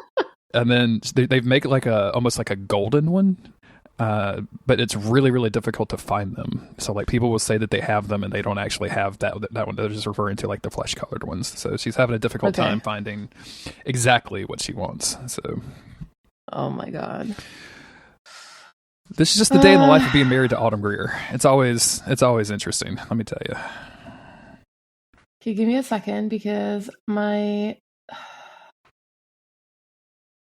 it working now? I don't know why my GarageBand had decided that it was going to annoy me today. Of course, now it's working. I just had to complain about it. Awesome. Perfect. Come on, GarageBand. Get it together. Get it together, GarageBand. You have a certified Mac expert in front of you. Get it together, my friend. That's exactly why it's annoying me. It's like, oh, you think you're good. Let me show you. I told Judy that you were that you trained people on Final Cut Pro, and she was like, "What?" Yeah. And I was like, "I know. I am just as surprised as you are." I was confused. I love that people are so surprised, but like that was my job at Apple. I used to be like what they called like creatives, which is like the people who taught customers how to use their Macs. And as part of being a creative, you had to have a pro app, and so I chose Final Cut Pro because I liked editing. I used to use it even before I worked at Apple, and so yeah. Nice. That's very cool. I'm mostly self-taught on Final Cut Pro, so it's just like, how do I do this? And I like Google random words, and hopefully I'm saying the right words. Jeremy, I'm going to be real honest with you. Whenever there was something that we didn't know how to do, that's exactly what we would do. So, like, I mean, there's only so many ways to learn a software. It doesn't exist anymore, but like most of my career as a computer technician when I was first coming up, like in my early 20s, was just like the ability to Google something, like and find and apply the problem, apply the fix properly. Like that was. Nowadays, you can't do it because Google is just like 90% AI bullshit. So like you never. I know. It's actually so hard to find like proper information now. You have to like actually go to a trusted site and then try to search within that site. Yeah. Because Google is just like so unhelpful now. Are there other search engines that we can use that are better? So I did a thing recently where I'll have to look up like the guide that I used or whatever, but I was really annoyed with the AI results I was getting on my phone every time I like search something, or like just the garbage Google stuff. So there's a thing that you can do and kind of redirect all that stuff, and it just kind of wipes all of it away. So now when I search something on my phone, I get like decent results from it, but it's still kind of annoying. Like it's still not exact because it's the web, right? Like so it's still kind of annoying, but it's not Google AI, which is good. I feel like every time I see that little AI thing, I'm like, oh, there's a cup of water that just poured on the ground.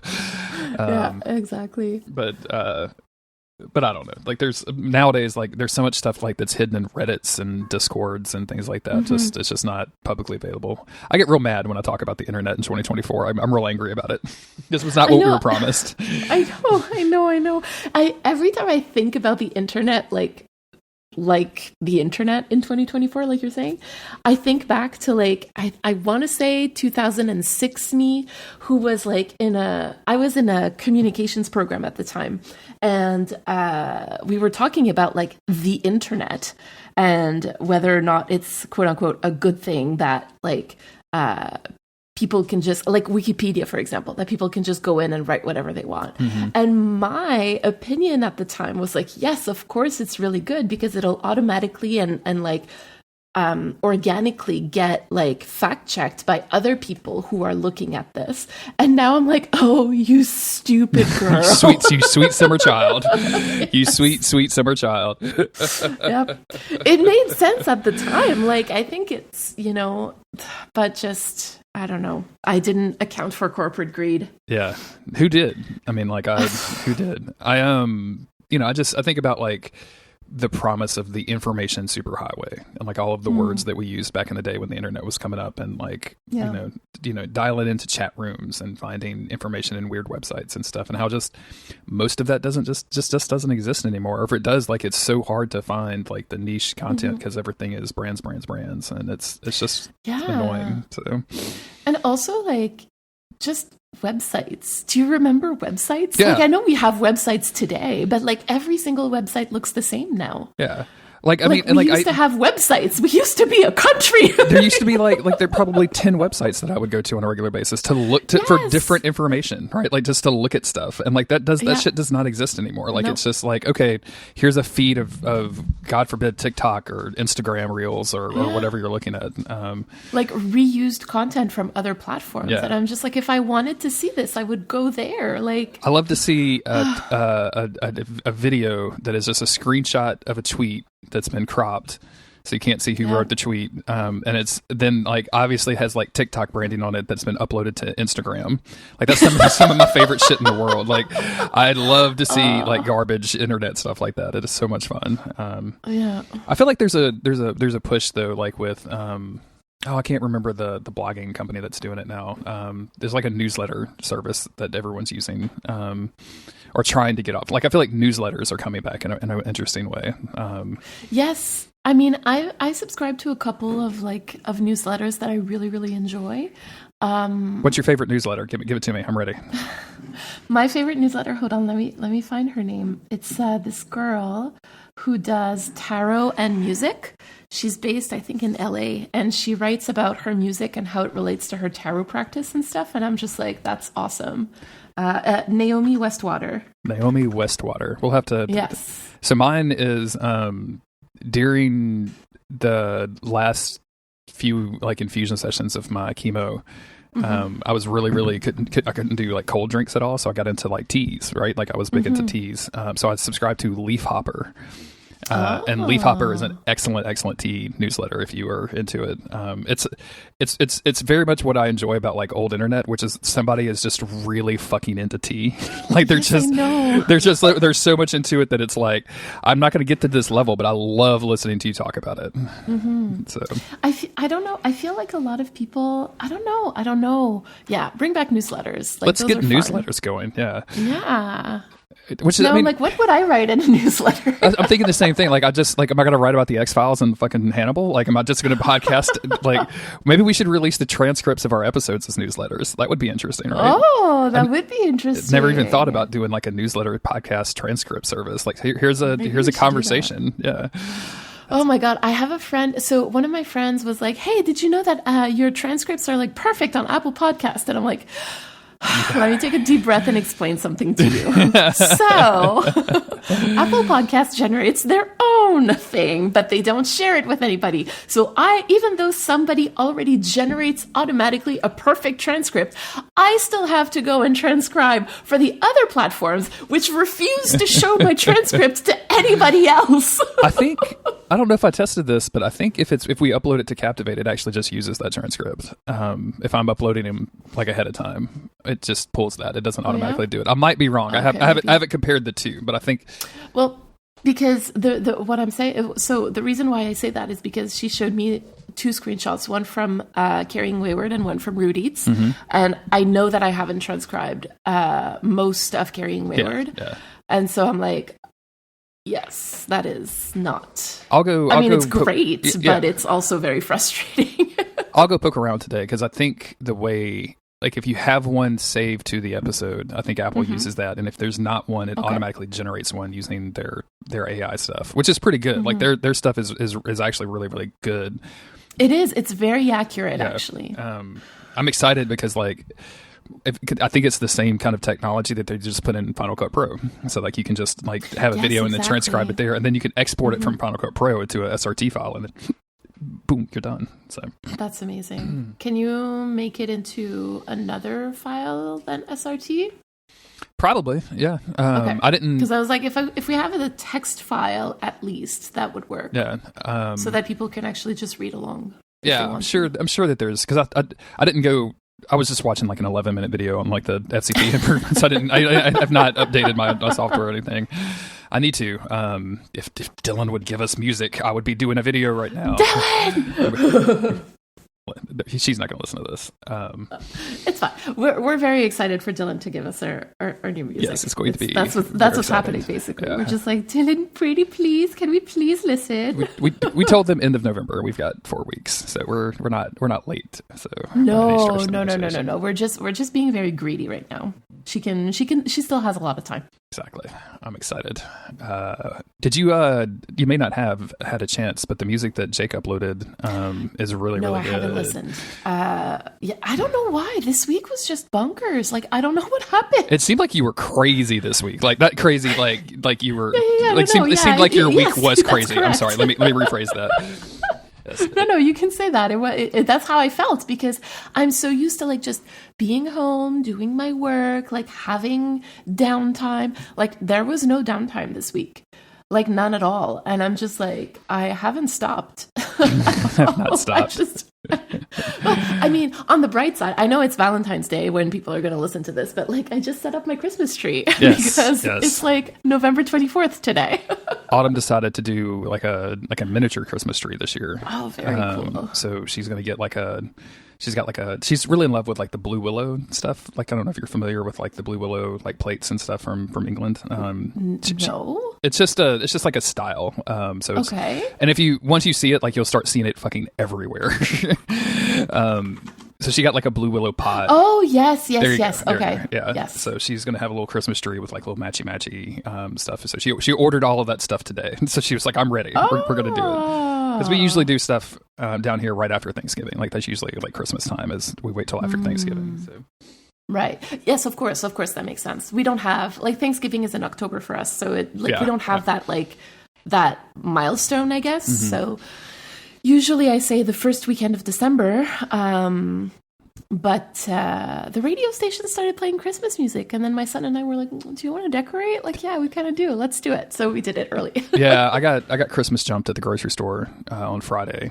And it was just I didn't even recognize the song. It was just some woman singing Christmas, like Christmas, Christmas, Christmas, and I'm like, what is this song? It's not even like That sounds like Christmas songs, though. yeah, like give me George Michael at least. Where's Mariah? Like I don't know who this Where's is. Mariah? Yeah, Yes, what is going yes. on? But I definitely got jump scared. So it's Christmas time officially, even though we're not even into Thanksgiving yet. But that's One okay. thing that I had to like let go of because I like my aesthetics, right? Like much like Autumn, I like my aesthetics, and personally, like I love like those very like traditional Victorian style Christmas trees, like with all the handmade stuff, the ribbons, the like the knitted ornaments, the dried up oranges and stuff. But of course, I have an 11-year-old, Of course. who could not give a single shit about just looking at the presents, just looking at Exactly. presents.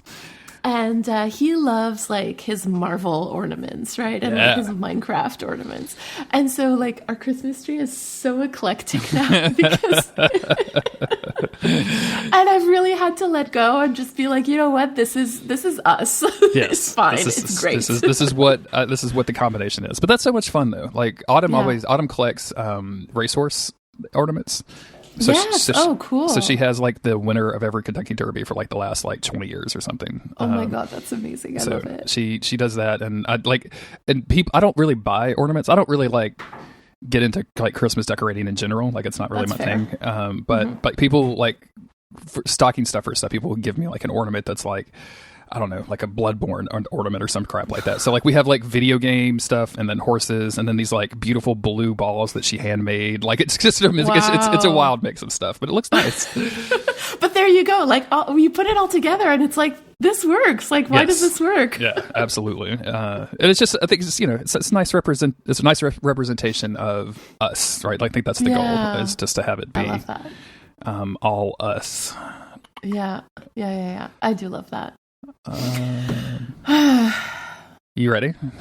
I'm dreading it, Jeremy. I'm so scared. I'm so scared. Oh man, I can't wait to watch the third episode tonight. I'm super stoked about it. So that's also why I'm like, once we finish recording this, I have to go and watch the third episode.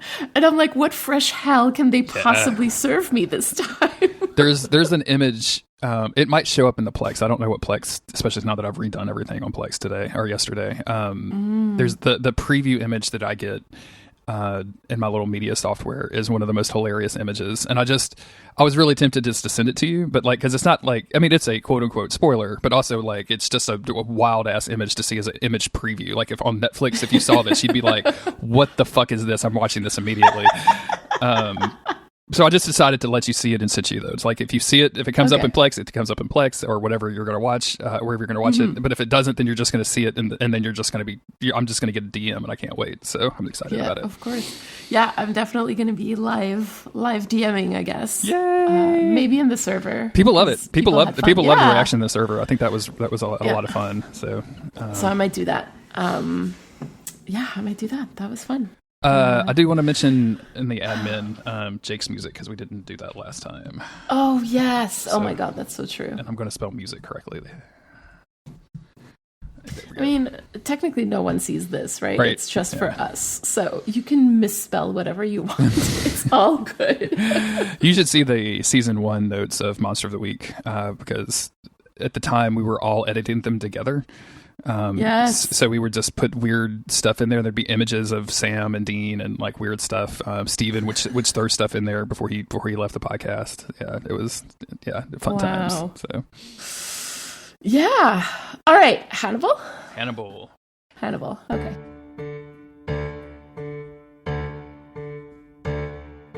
And I am about to lose my voice. I'm so sorry. This always happens. I don't know why. It's okay. Yeah. If you have to, like, anytime you need to pause or anything, just like I'm just automatically making markers and I'll clean it up later. So no big deal at all. Cool. I'm just going to take a second. Ooh. Do you need to, he thrust his fist against the post, still insists he sees the ghosts. You need to. I just listened to that episode of Still Is King. Of My Sword is Hungry Still. Your episode titles, you guys. I know. Like the logic complaint. I know. What was the? I love it though. I don't even remember the Lord of the Rings one. The seek for the sword that was broken, and then Do you know that I haven't actually listened to the Lord of the Rings one yet? Oh yeah, they're good. Yeah, that's something that I need to go and listen to. We had a lot of fun with them, and just me struggling to remember names. It's always a fun time. Oh, that'll be exciting. Okay, cool. Okay.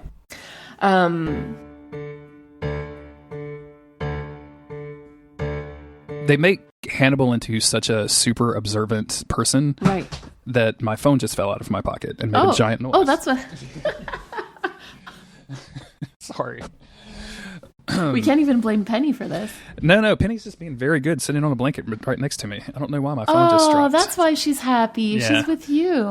She's a podcast dog. She's a podcast dog today. Of course, there you go.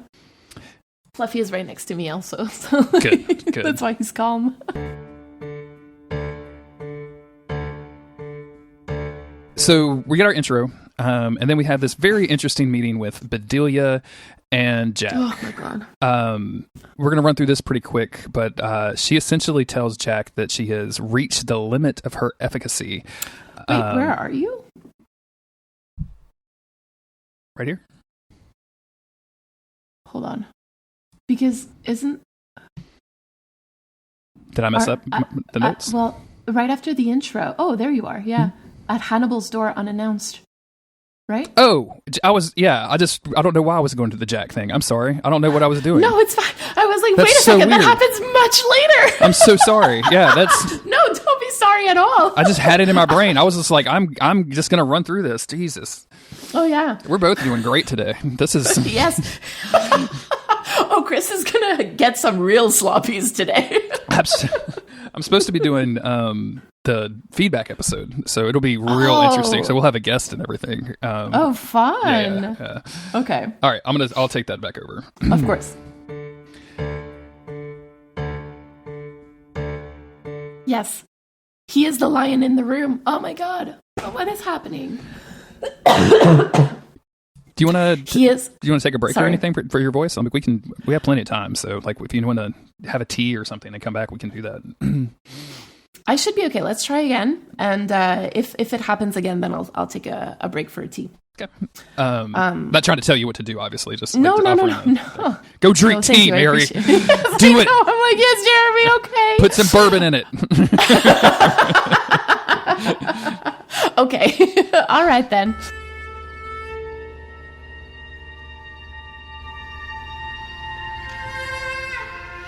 And the conclusion that I've drawn is that you are dangerous.